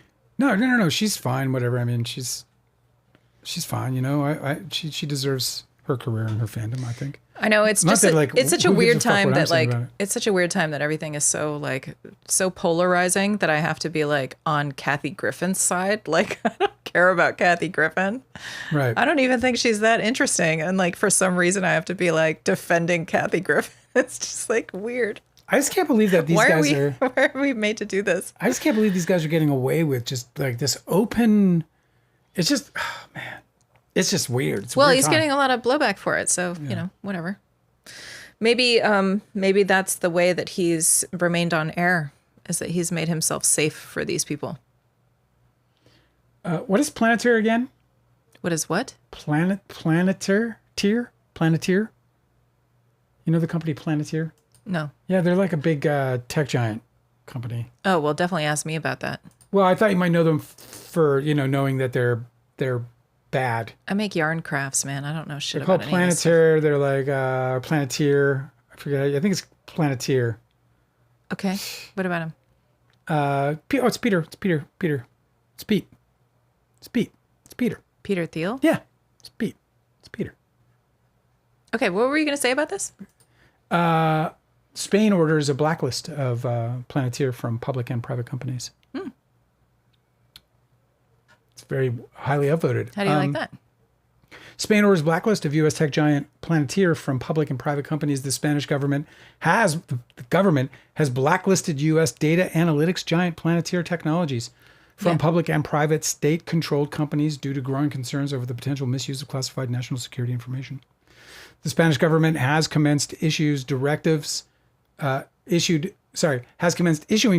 state-controlled entities to blacklist U.S. data analytics firm Planeteer Technologies. The decision stems directly from growing officials' concerns over repeating. Anyway, so I just think that I'm really fucking happy for the Spaniards, and I covet their government's oversight and security of their privacy. Mm-hmm. But that guy that guy can do whatever he wants to us. Maybe it's not so innocent. Maybe there's like a Spanish company that's like their biggest competitor or something. That's a good point. Yeah, who knows? Uncover new corruption. Yeah. The Spaniards are fucked, Dale. Don't you worry. Nobody's getting away. I know. You just like very rarely do you ever see a headline like that where it's actually truly in like for the benefit of the populace. Most of the time, it's just that they're trying to like line their pockets some other way. What is some of the like? You keep telling me like but what's Peter Thiel's like? What's some of the crazy shit he says? Like, I know he says some crazy shit, but you've dropped a couple of bombs on me that I can never remember what they are, and I want to. I want to have them like top of mind. Most recently, he was asked, "Do you think that humanity should endure?" And he couldn't answer directly. He paused. Like, He had to think it over before he answered the question. And then the interviewer called him out like, wow, you're really hesitating. He subscribes to this kind of like weirdo, like a spiritual philosophy or something. I'm not sure exactly what it is, but they're transhumanists. I don't really fully understand this. Transhumanists? Yes, but they believe that Do they astral travel? What do you mean? No, they believe that you can create consciousness in a robot. And then I think they believe that you can put human consciousness into robots.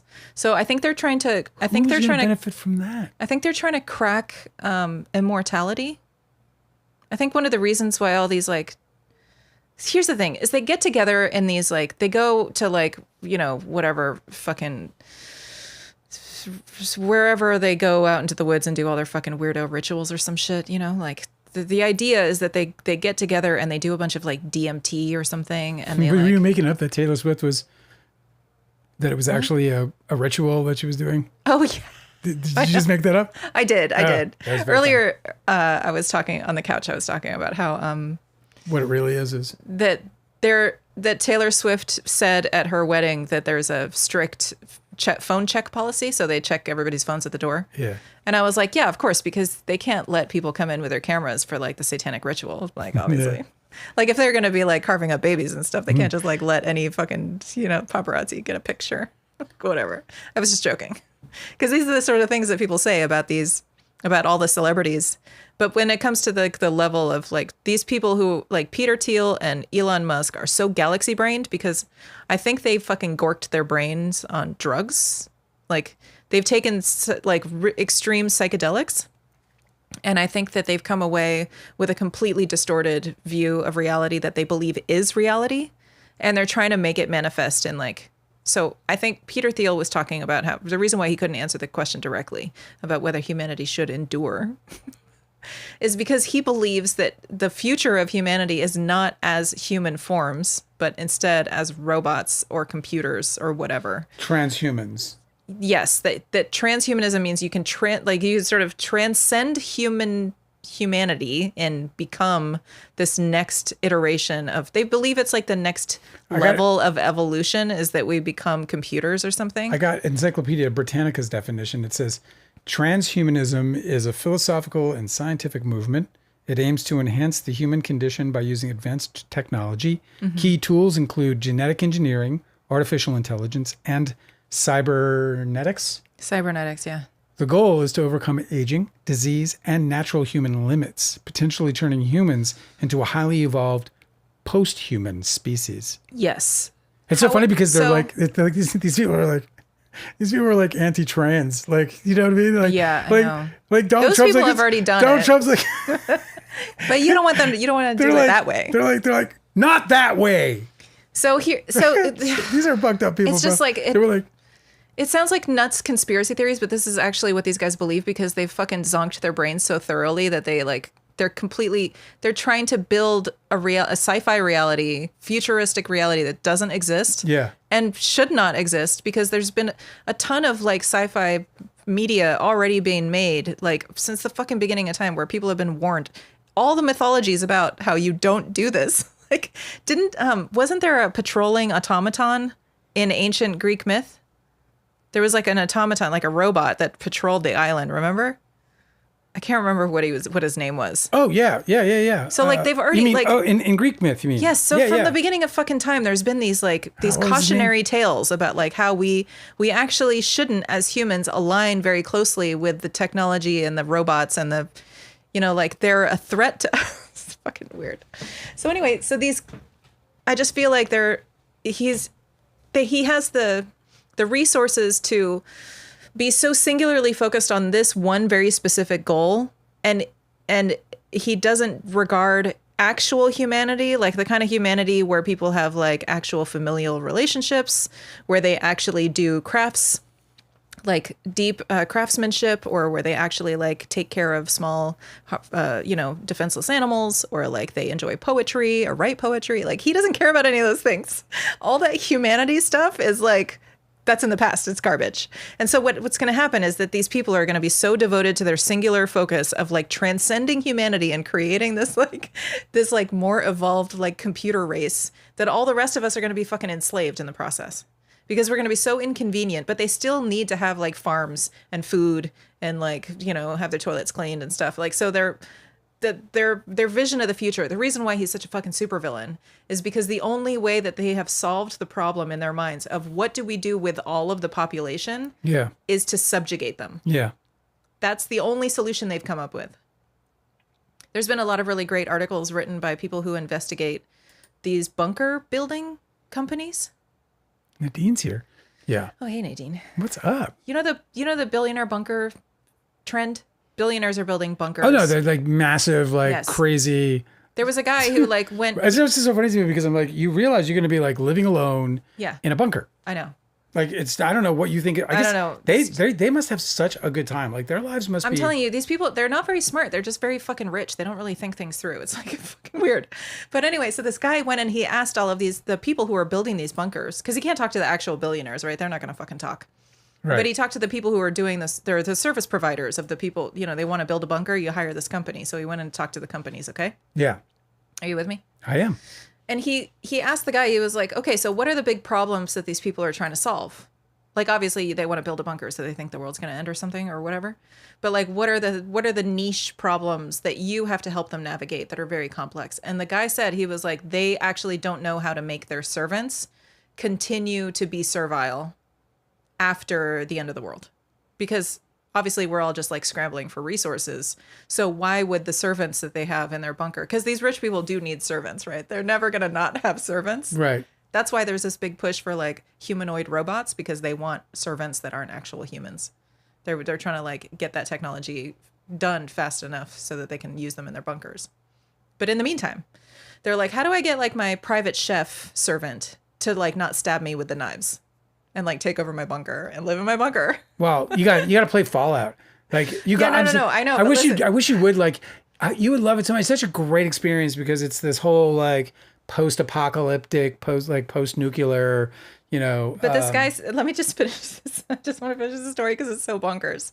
It's like really insightful into how these fucking weirdo fucking psychos think, okay? Yeah. So the guy who was doing the interview was like, well, why don't they, like, what was their solution? Like, what solution are you giving them to, like, how are they going to be able to keep their servants, you know, subjugated or whatever, and loyal and not just like do an uprising. And he was like, well, you know, I suggested to them like, well, why don't you just like treat them really well and like, you know, motivate them and reward them for like the experience, like bring them into your inner circle and like make them part of the family. Like most of the time that'll work because you guys are in it together.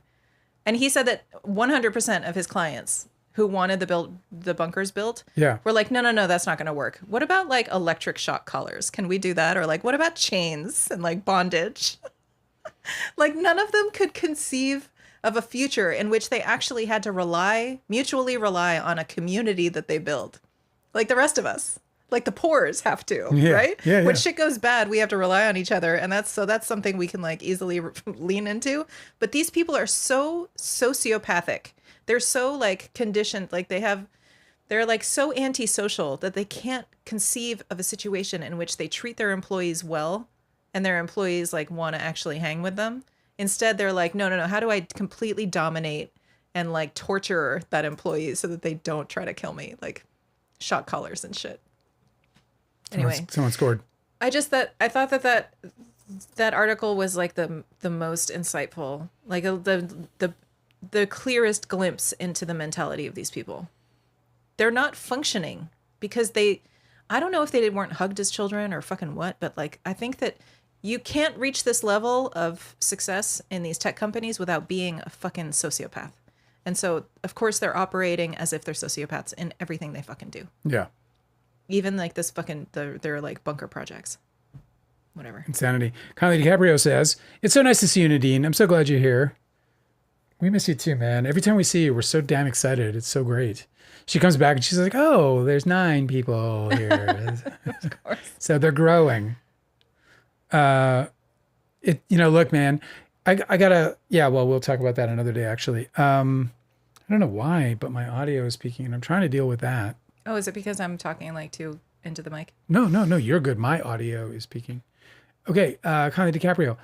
I like AI, but we must make it better for the environment. We should strive for a world where we can live in harmony with AI. Well, yeah. I mean, listen, here's the thing. I mean, yes, AI. I think the problem that you're identifying correctly is that AI needs to be powered responsibly, and it needs to be cooled responsibly, these data centers. And they also have to be placed strategically where the noise pollution that they cause is where the effects are mitigated, right? So, there's a lot of people throwing out ideas for that, like data centers floating in the ocean, et cetera, et cetera. And I'm not told. I've read, I don't know how reliably, that the reason why these oligarchs are using the water, our normal drinking water, to cool their data centers is because it's the cheapest solution, that there are other solutions, but that would drive up the costs exponentially. So I don't know how true that is, but there was like this cool TikTok where this chick came out and was like, they're doing it this way to save money. They could be doing it a different way, and we wouldn't be having near the disastrous results that we have. And there's probably some truth to that in terms of sound too, because they're gonna put this noise pollution, because they're going to use they're gonna try to keep as much money on the table as they can in their situation. They want bunker slaves, said Nadine. Yep. Not people taking good care of each other. No. It's insane. They're always about themselves only. Yeah, they can't conceive of it because they've never lived in that sort of situation. Well, when you say they're always about themselves, and you got to think about it though, they're completely separated from us. Yeah. I will say this without getting specific, but I heard Leonardo DiCaprio say something so vile. I mean, so utterly vile. This was right after Titanic, right? This was after Titanic, and we are meeting to try and settle the case. And in the room was me and Leo and RD and McGuire and Sipley and Connolly and Bloom. David Stepman wasn't even there. It was just because they said they wanted to meet with the guys only. Friends only is what they said.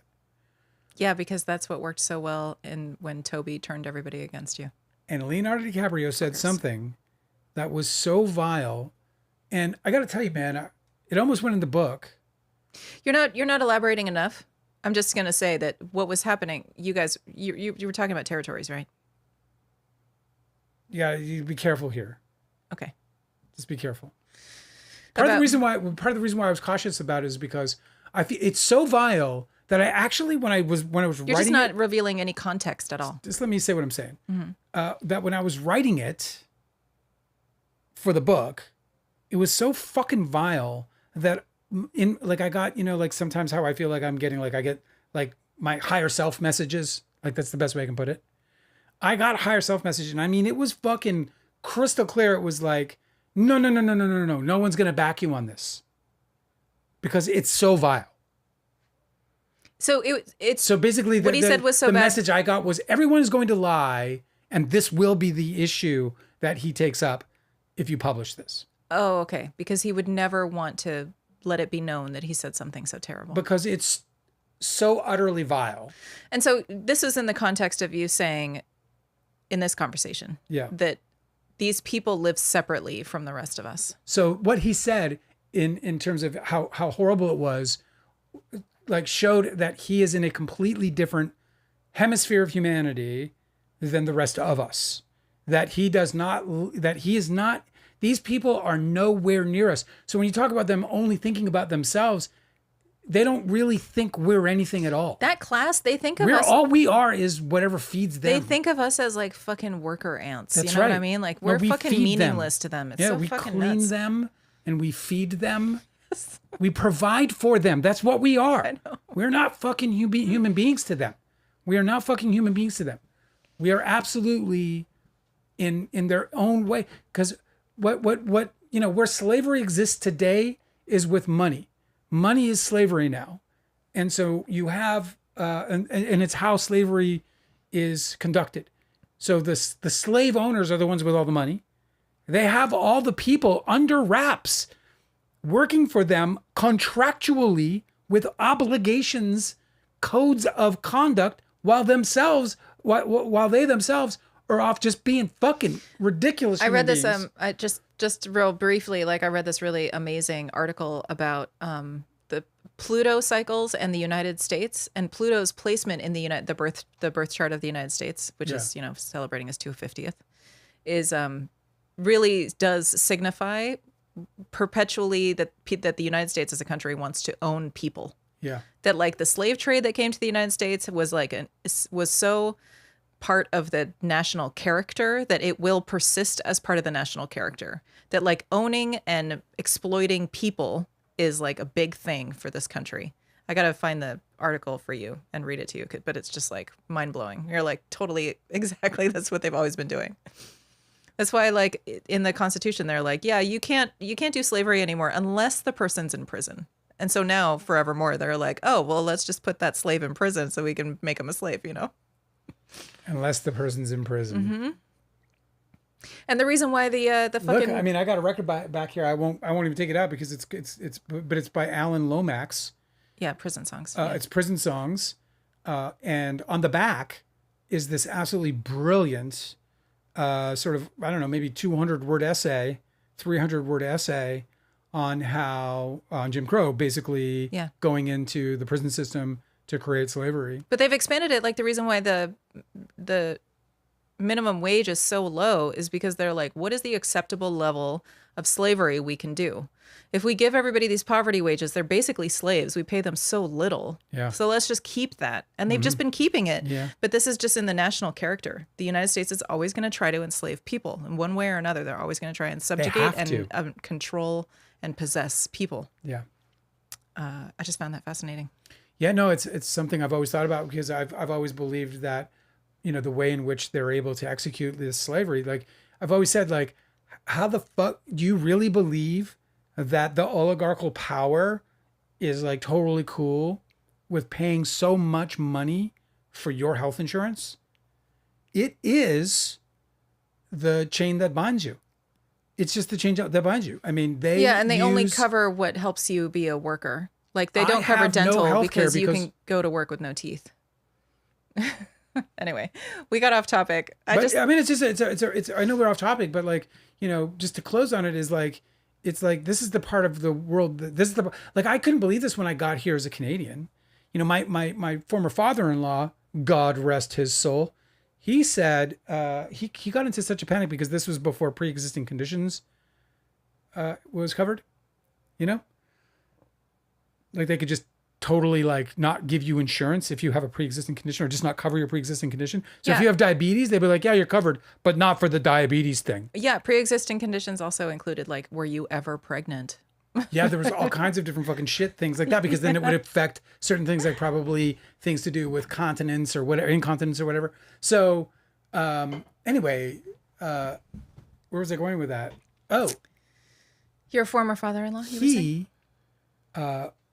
was very upset that I was working for myself and that I didn't have health insurance for his daughter. We were in our late 20s. I was like, we're fine right now. I mean, so wait, you break your arm. I was like, well, that'll be a problem then.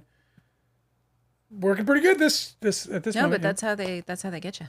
But then he went on to tell me about how we went on a conversation about his work, and he had other job opportunities, big job opportunities, but he couldn't leave because he and his wife have all these pre-existing conditions, and he couldn't leave the job he was in because he was afraid that he would lose the coverage, and that would bankrupt them. They would be wrapped. That would be he's miserable his whole life. They would lose their house, everything. So he couldn't advance his career and his pay. Isn't that fucked? Because he couldn't afford to lose the health insurance, because these I feel like these two carried each of them a bag of prescription drugs around. This topic is a bit depressing, so I'm gonna scoot. Well, you want to go back to the 250 fair No, in but DC? I You do wanna want to talk say about that Cosmic Urgency is with us. Yeah. What? Yeah. No, he's not. Yes, he is. Where? Cosmic Urgency is with us. Said, you guys are live during the Argentina game. Uncultured. Well, I know. And that's fair. This is true. Yeah. Very uncultured of us. But to I will be say live that I during have watched. I have watched so much. Like I have watched. I don't know how many matches I've watched, but I basically put it on Telemundo, and I leave it on all day. Cosmic Urgency said, okay, halftime is over. Bye. Medio tempo is over. Well, we missed you, dude. Welcome back. Yeah. Hope you'll come and join us. It's great to see him check in. Yeah, Him. that's cool. I don't even know. It is a him. We had this conversation. Okay. So where were we? More Nadine. We were talking about. Oh, there's another topic that I brought today. That's obviously not fun, but I think is important. But do you want to hear from the chat a little bit more? Yeah. Kindly says, yeah, that they should take care of the. What'd she say? She said the buildings are too many. They're building too many data centers and it's too much. Well, they're building it, yeah, because and the thing about it is they're not building it out of demand. They're building it out of what they're going to impose. And this is the thing about AI that I don't like. And there are a lot of good things happening with AI. People are seeing with AI. People are hearing with AI.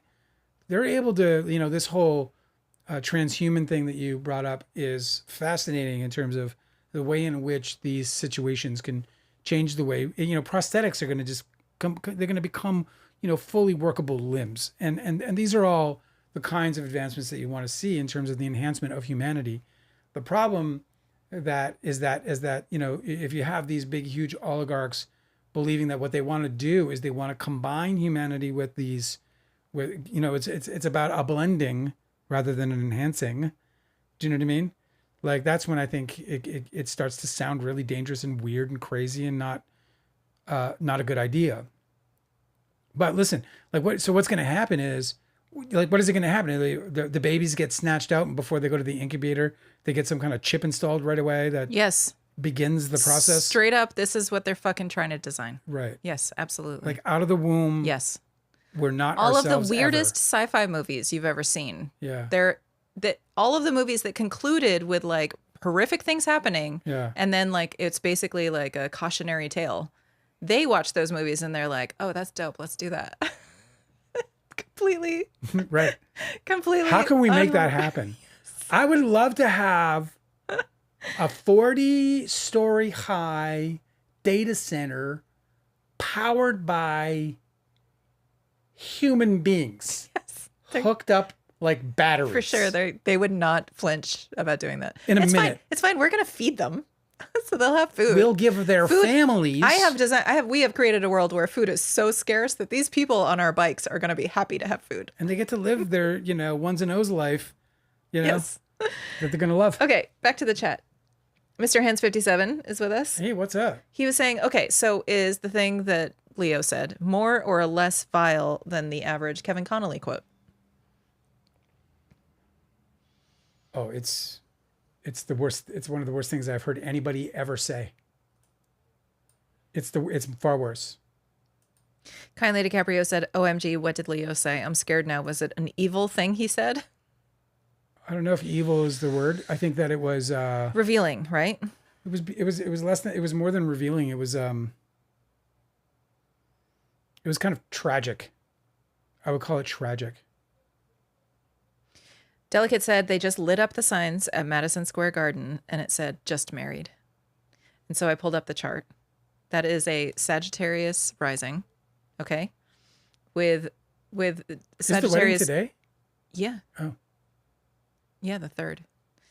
Sagittarius rising with its ruler Jupiter in the 9th house, which is known for the place where fame would happen. And Jupiter is there with Venus. It's one of the fame houses. Venus and Jupiter are co-present in the 9th house. And there you have it. This is definitely not the wedding. There's just absolutely no way that this is what she's doing. This is like a performance. Yeah, this is a performance. This was filmed. This will be what we see. Another thing about this astrology of Uranus conjoining Mars. Honestly, man, it's just hours before an exact conjunction of Yeah. of Mercury and I was doomsaying Uranus. earlier, but I also want everybody to just know that this is like an extremely awesome placement for comedy. Like if you want to like be the life of the party and like you want to like load up all your zingers and shit. Like I don't know what comedians do. If you just want to be like super super quick-witted, it's like extremely awesome. If any baby that's born during this conjunction in Gemini is going to have like a real problem with their mouth. But that train, it's going to be so weird. Can you imagine? I mean, there are people being born right now, and throughout the night and throughout the next couple of days who are going to have The gift of gab. Pluto trining a Mars. Like that's just wild. to Especially me. with Jupiter and Venus in Leo, they're going to be like the next generation of comedians, star comedians is born tonight, this weekend. Yeah. It's what's interesting with that Pluto energy is like the energy that I'm trying to figure out because that could go so many different ways. What did Mr. Hand say? More or less vile. Oh, then that. Yeah. I don't know. I'm not sure which Kevin Conley quote we're talking about. Oh, just like that he's crass. Because Mr. Hans 57 obviously knows these people. Connolly can definitely make it happen. That guy, I don't, his chart I would love to see just because he has the gift of gab. He's probably one of the guys that I've met a lot of really high level achieving people. And that guy has I don't know if he has the brains, but he's got the gift of gab. Like he's smart enough for sure. But he's stubborn and he's kind of, what I mean? In his deposition, he said a lot of really dumb stuff. Yeah. Very confidently. Yeah, So exactly. he's got the confidence and the wit, but I don't think he actually thinks it's things conviction through really. so much. And it's like his conviction is, yeah, it's almost boomer-esque, in terms of the way in which they say what they say about boomers in the derogatory sense, like, yeah, like overconfident, self-aggrandizing. and Yeah. yeah, like I guess whatever, stubbornly wrong. A little delusional. Yeah. What do we got? Oh yeah, Janice James. Nichols is Guys, with what's us. up? Morning, guys from Oz. Oh, I'm so sorry for your loss. We're out of the World Cup. Oh, I know, and I'm so sorry. We saw the game. Obviously, I'd be watching Argentina right now, but we're hanging out with you guys, which is better than watching the World Cup, which is one of my favorite World Cups I've ever seen. I have really enjoyed this cup. I can't believe how good it is. I don't know. I mean, these teams are just energized. They're playing, just great ball. It's just been great. Speaking of the World Cup, Yeah. I mean, I believe me, like, when was the one that, what's his name won for France? Zidane, whatever. That was fucking beautiful. I was in Brazil for that. Were you? Yeah, they were real bummed. Obviously, Obviously, no, it's their rival for sure. Brazilians don't really care when they lose either. They're just like, well, let's party. Yeah. We got to the World Cup. Any excuse to party is basically what Brazilians will do. I love this final 16 though. It's got great surprises in it. For the first time in history, the United States, Canada, and Mexico, or also known as North America, is represented in the World Cup for the first time in World Cup is almost 100 years old. It's 90, what is it? 96? No. Yeah. 96, 90, 90. 30. It was 1930. So 70, 96. 4 more years, it'll be 100. That's going to be a fucking... Oh, the next one is this century mark. Wow. Centennial. The centennial. They think that maybe the World Cup in the U.S. is going to be a super spreader event of this horrific parasite. This is this. Yeah, can I tell you guys about this? this? What is with all the shitting, bro? There is a parasite linked to explosive diarrhea in 17 states. Oh no. And it is really wreaking havoc. This thing has always existed. Okay, I had to look this up. I was like, what do you mean a parasite? How fucking common is that? Obviously if you're in like, the ivermectin area of the internet, they think everybody has parasites all the time. But this thing, apparently, There's one cure. sometimes they'll have like an entire state will have like 50 cases in a year. And they said that 145 people in Georgia had this. I'm getting this from Fox Atlanta. Anyway, so I went looking for this. This thing, it's called cyclosporiasis. It's an intestinal infection caused by a parasite. It's a What is this? It is a protozoa. Protozoa. It is a protozoa. I don't know what that is. And it Sounds is like a fucking Toyota brand car. the illness is characterized primarily by protozoa. frequent explosive and watery diarrhea. Wow. Can you imagine? No. A whole bunch of people at the fucking World Cup stadiums. I have had, one time I had food poisoning that was basically that. Symptoms usually appear about 1 week after exposure, so it'll be great when all of these people travel back home to their countries. They're on the plane. It's extremely contagious, too. Oh my God. They're in a fuselage with just fecal air every time everywhere. you go into a public restroom where Wear one of your these masks. So you know how the public restrooms don't have toilet lids? Yeah. Every time you go into a public restroom where somebody who has had this it's like it could be airborne. Like you don't know. It's fucking crazy. Yeah. About 1 week after exposure, this is when the symptoms usually appear, and they include severe abdominal cramping, bloating, nausea, loss of appetite, fatigue, weight loss, and low-grade fever. Oh my God. It usually will resolve on its own unless you're like somehow compromised or weakened already, or like, you know, your age would make you a high-risk group. But anyway, I brought this up because I wanted to show you guys, I wanted to share a little like public health PSA for you. That hypochlorous acid is highly effective at killing a wide range of protozoans, including this one. So all you have to do is get a hypochlorous acid generator. The HOCl is usually how it's labeled, or buy some at the store. And just like if you're around a bunch of people, whatever you want to avoid getting the fucking watery shit disease, you can just spray it all over the place. Yeah. It's like it's skin safe. It's safe for animals and people, and you can also get food grade safe. Yes, they think that maybe the source might be produce because that's where it showed up before, but the CDC doesn't know exactly. They're trying to do like contact tracing to figure out where this thing comes from, but usually it's because of contaminated produce. So HOCl is also really good at cleaning your produce. Yeah, you spray it on, you rinse it off, you're good to go. All right, well, that's cool, man. Thank you for the public PSA relation or public service announcement. Delicate is here with some public service announcements. Oh, yeah? She is reporting live from the internet. Taylor Swift did not have any bridesmaids. Do you see what I mean? It's a fucking show. She obviously had bridesmaids. Taylor Swift, one of the most sentimental people in pop music. Culture. Yes, has no bridesmaids at her wedding. No, this is Madison Square Garden show. No way. This is a show. This is for the new video that's gonna come out. She's gonna do the video. This is gonna come out with the video from the next tour because she's probably got a new record coming out. All of the Disney execs are there. She already has a deal with them. Yeah, they're seeing the show for the first. They're getting the backstage. They probably pass. paid for it. Yes. This is probably coming out of her fucking movie budget for her next tour movie, you know. Mm-hmm. This is probably spot on what it is. This is probably spot on what it is. This is all, and these got all these fucking, and it's like, and I bet you everyone there knows like that. Oh, yeah, of course. They're just there for the party. It's a good time. They're gonna renew their vows. Let's go to the wedding show.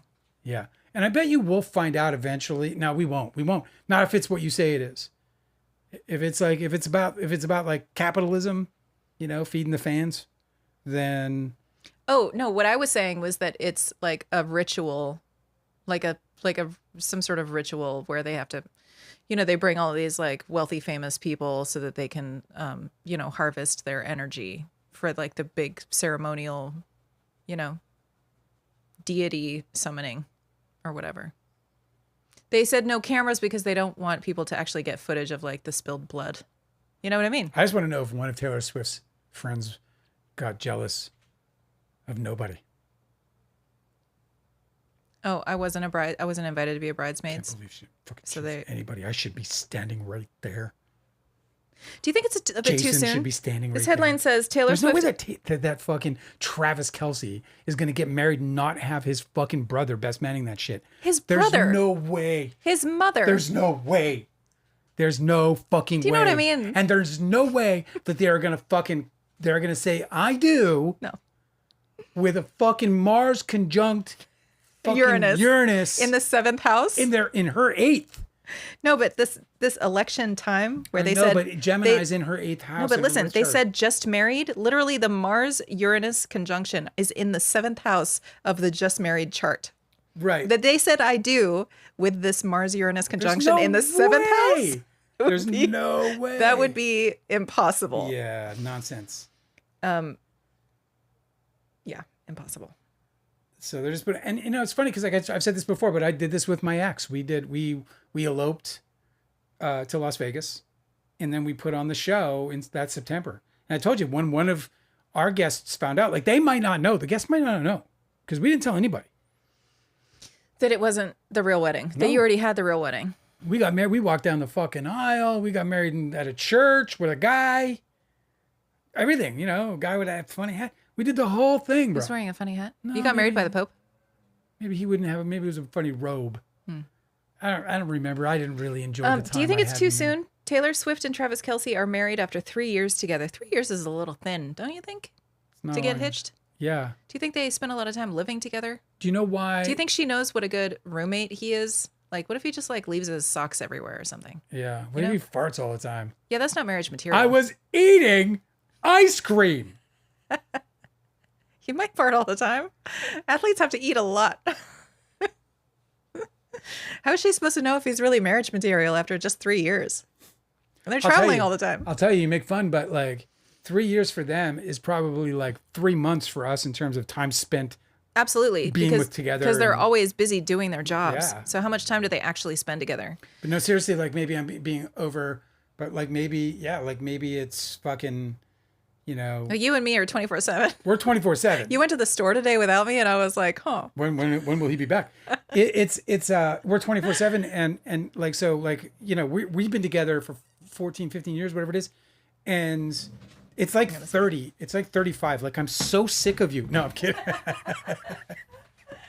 fair. I'm sick of me too. No, you're the greatest thing ever. She just walked away after I said that. Come on. Feels Batman's here.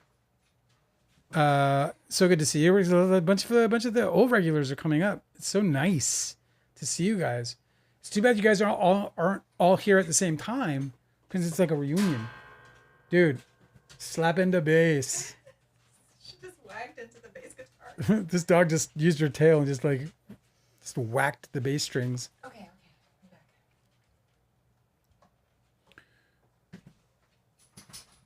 I'm so sad for the Aussies. I was cheering for you guys, man. When you guys got that you know pretty late goal to tie it all up, I was like, here we go, let's do it. But listen, man, Egypt I think is a really great squad, and I think you guys gave them a hell of a run, bro. Just to go back in time, talk about the Aussies again. So you guys had a good World Cup. I thought the Australians looked good. I know you guys had like, you know, a couple games you won back or a couple goals, but the squad looked good, especially tonight. Delicate has all of the all the deets. Okay, Let's go. Per her publicist, that Taylor Swift had a man of honor, and it was her brother Austin. Oh, how lovely. Oh, so then Jason was there. Delicate says that there were 2 guests. I think one of the 2 was the wife of an NFL player wearing the same dress as her high school BFF. Best man, Jason, and man of honor, Austin Swift. So best man was Jason. Has so to you're be. right. There's no Yeah. other way. So weird. You're like, I can't believe my brother's wedding is at Madison Square Garden. I just, Oh, how weird. I know. I bet they never thought that they'd marry somebody like more famous than them. is it possible we're just like really bad astrologers? That And, like, we're really bad that astrologers. we don't understand why having Mars conjunct Uranus on your wedding day is a There's an good thing. astrologer who trining Pluto. specializes in or at least what she mainly does is astrocartography, and she was like she did a whole rant about how Taylor Swift must not have a publicist because it's absolutely fucking bonkers that she would get married with this astrology. I don't understand it. It has me baffled. She didn't consider the possibility that it's not the actual wedding. So, you know, that would explain it. Because it is fine astrology weather for a great big performance and a big party. Like, it's fine.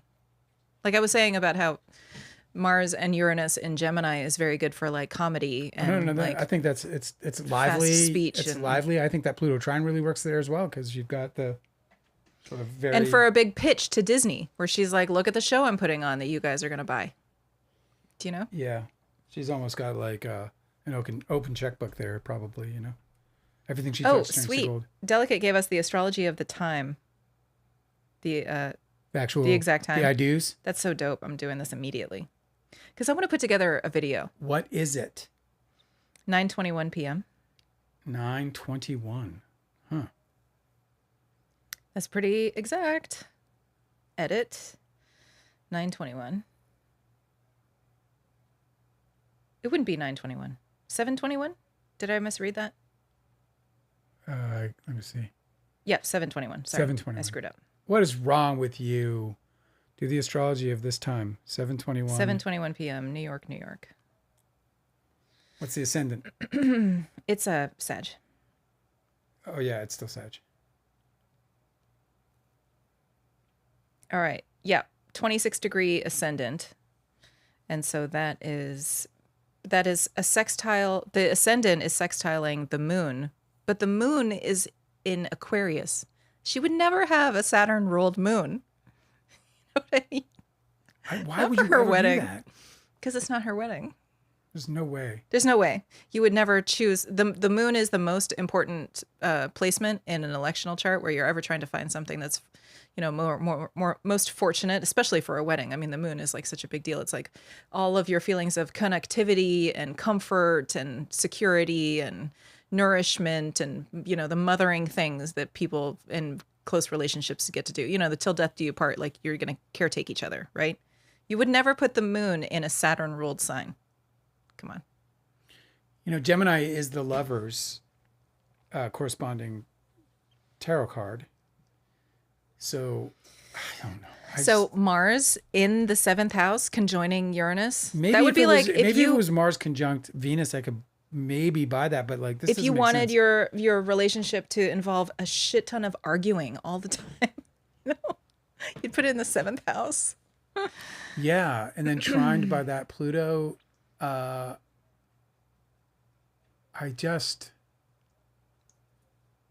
we've said it a dozen times. But thanks for that time. I'm going to save this. We're going to make a video. Baffled by it. We're going to make a video about how she's lying to everybody. It's just one big lie. No, well, she's just putting a public event together. She's putting a semi-public event. I mean, 1,000 people at your wedding. I mean, you know, of course. I mean, but she, you know, the starting fucking guards of the New York Knicks were invited. How about that? You come off the bench. You're like, you're sixth man of the year. You know, like I don't know who comes off the bench. I don't follow basketball anymore. But like, you're the sixth man. You're like, wow, okay. I didn't get to go to the, you know, Madison Square Garden because I come off the bench like I'm a fucking second-rate citizen. Like, invite the whole fucking team. You got 1,000 people. What are you doing for 4th of July tomorrow? You want to make some ribs? Yeah, I was thinking we could just maybe slaughter one of the dogs. Some baked beans, some corn on the cob. Shoot some squirrels out of the trees. I found a really great recipe for vegan ribs, but I have to find canned jackfruit, and like I don't know where the fuck to find that. Trader Joe's used to have it, but now it's discontinued. Trader Joe's is a pain in my ass, bro. Yeah. Like, you know, I shop there like crazy because they have so many good things, but they lose. They're just losing things constantly. Like they had these jar of pickles. Are you going to tell everybody about your perfect pickles? Yeah, they were the best pickles, and they're gone. And they're gone. They're gone. They've just been completely like they're just gone. No, without an They were explanation. fucking delicious. I used to crave them. Fucking I'd see the crave those jar pickles. in the cabinet and be like, oh, I can't wait till we get to eat those pickles. And I would have 3-4 jars on hand all the time. So stupid. And we've just been running out. One thing I was thinking about was like, I'm the only one with these pickles. When it got down to like the last of our stash, I was like, I bet you I'm the only one in Athens. Listen, people, crunch. Delicate said that, yes, 7:21 p.m. It could have been a few minutes before, but that's when the sign displayed. For sure, they would have had that synced up. Well, maybe not. But even if it's like a couple of minutes, that wouldn't like wildly affect the No, actually, the configuration. ascendant, it only would move like 1 degree, maybe. Yeah, and it's like late enough. Yeah, exactly. It's only gonna be 1-2 degrees in a matter of minutes. So anyway, that's crazy, man. Oh, Kindly DiCaprio said, is it a good month for Cancer? Do you have any advice? For Do you cancers. have Cancer any rising? Cancer advice? Cancer Sun or Cancer Rising? Either way, right? She's such a Cancerian energy, bro. So it is Cancer month. The sun is in Cancer. It is. Also, Mercury retrograde is in Cancer. Yes. So It is. It's a good month for Cancer. Yeah, sure. I mean, there's like really great emphasis with the sun, so you should be able to exploit that the luminary that gives you We have a new moon coming up in Cancer too, don't we? the sun in Cancer will give you like really great creativity. Cancer is a really creative sign. Like creative generation of like new ideas, new anything that you want to bring into being. That's kind of what Cancer stands for. It like will bring inspiration from the watery depths and it will bring it to the shore, right? The surface, of your mind. And then you get the opportunity to actually make it manifest into its own life. The Cancer is like the birthing sign, like literally and figuratively. Cancer is like, sort of stands for the gate of incarnation, Right. So you get to be that gate, that creator when you have prominent Cancer placements. And so when the sun is in Cancer, it's a really great time for you to sort of exploit that added creative drive. The sun always will stand for like, what is the creative ember within each of us that we carry that is trying to always shine its light through us in a very unique way that is personal to each of us. Like if you remember the mythology of Apollo, which is like the sun god, he didn't stand for the sun. He actually was just the guy who drove the chariot that the sun was in. Yeah. And so all of us in our sun placements in astrology are like Apollo. Like we are carrying this little ember of creative life force within us. So when the sun is in Cancer and it's very creatively driven to like self-actualize whatever it is that you're meant to produce and whatever your purpose is in this life, and then the sun is in the sign of Cancer. A lot of time, that's why a lot of people are really creative in the summertime. So it's wonderful for Cancer season for a Cancer person. Other than that, I mean, I think like Jupiter's just moved into. If Cancer's your rising sign, then Jupiter and Venus in your second house is really great for making moves right now. For the next year, like trying to figure out what it is that you can sort of like show off in the world that creates a little bit more stability in your life, like bring more resources to you. Like maybe you can improve your skills for, let's see, Leo in the second house would be like really great speaking skills. Like really great showmanship or something. Like develop those sorts of skills and see whether that can bring something into your life. I don't know. A lot of the stuff you've been working on this year, and a lot of the you planted a lot of seeds that were probably planted. If in the last year you've made a lot of plans, choices, decisions, those things would have been made in the presence of Jupiter, which is exalted there.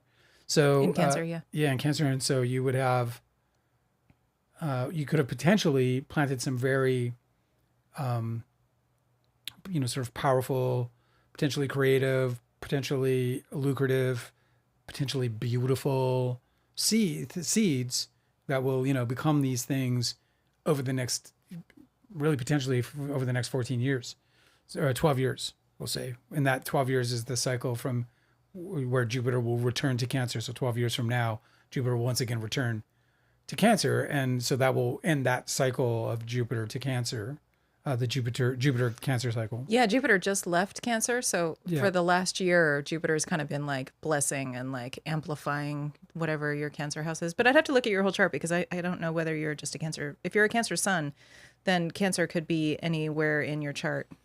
Taylor Swift has like a fucking like crazy decked out 10th house, and Jupiter just moved into it.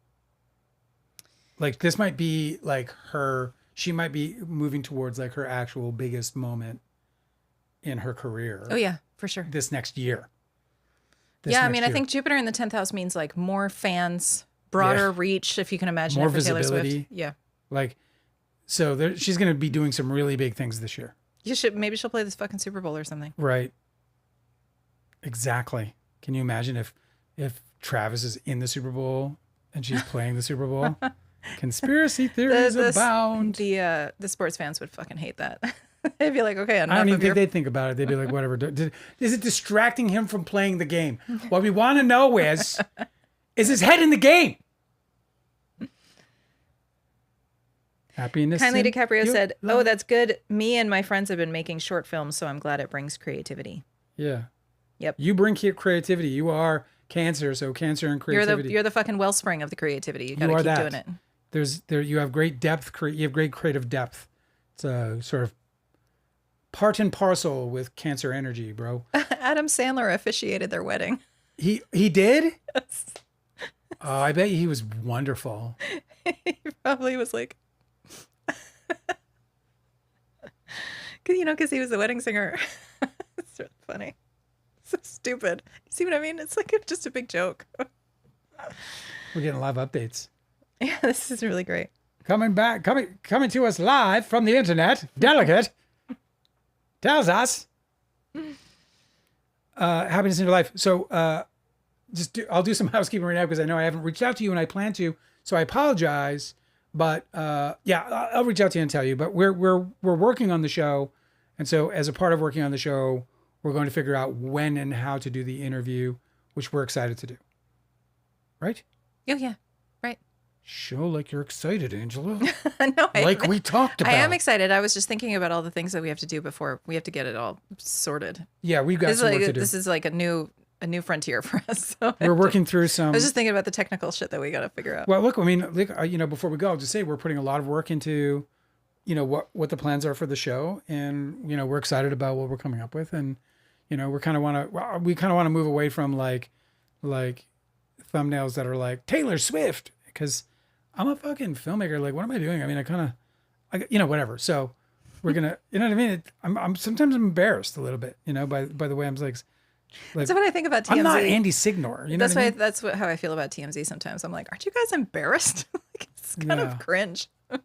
Like, I don't mind talking about some of these topics at all, because some of them a are lot of times, very interesting and have a lot of depth to them. Yeah, well, like the whole Melissa Nathan revelation was sure. extremely important for all of us to recognize that we're being fucking propagandized all the time about 100%. everything.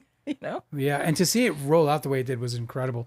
Well, guys, listen, it's been 2 hours. We have loved our time. I'm going to go and watch whatever's left of the Argentinian game. Thank you, Cosmic Urgency, for stopping by. We'll see you again, I hope. But thank you all, especially you guys who come every day. I mean, and this isn't to like, I'm not. You guys have a very safe 4th of July if you're in the U.S. If you're elsewhere, also be very safe this fucking weekend. But be especially safe. Don't get into fights with anybody. It's true. This is like a weekend. This is not the time to be in fights. 100%. Like, listen to this woman. Water off a duck's back. Water off a dog's back. Everything Be water like off a dog's water. back. If something pisses you off, if you get scared, No, it doesn't. if you have a gut feeling about something, follow the gut feeling. Like all of these things. No combative attitude. Yeah, at all dude. whatsoever. And if you see anybody getting hot and bothered, don't intercept that either. Like people be like, "Hey, leave that person alone." Like you got to be very cautious about that. I'd be like out. Call authorities and be like that. Yeah. Don't be a hero. Call a hero who gets paid to be one. Can I get a hero with a gun on his belt? Don't play with fireworks either. That's not the fucking weekend. Definitely for don't it. play with fireworks. But that's you don't even need Mars and fucking It's dicey, man. Uranus to blow your hands off. It's not good astrology weather to keep all of your fingers. Congratulations, Taylor Swift and Travis Kelce. May you live happily ever after. May you tolerate each other forevermore. May he not be a loud eater. Like, may he go into retirement. Some of these athletes go into retirement and they're like, oh, and they just like, they just balloon. fucking balloon up and they're just fucking, they don't care about their weight anymore. They're not working out half as much, unless they're like in the booth. He'll be active. Look at him. I mean, he's a fucking Johnny Beautiful.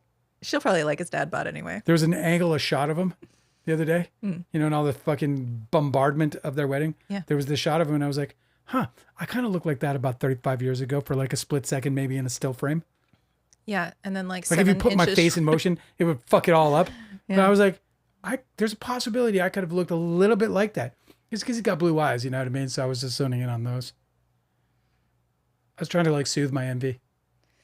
I have never looked like Taylor Swift. No, you could not look like Taylor Swift. No, I'm big boned. Well, you're damn beautiful. You don't have to worry about that. It's the rest of us uglies that got to figure all that shit out. You guys are wonderful. I love hanging out with you. I hope we'll hang out again on Monday because that's when we're coming back next. Yep.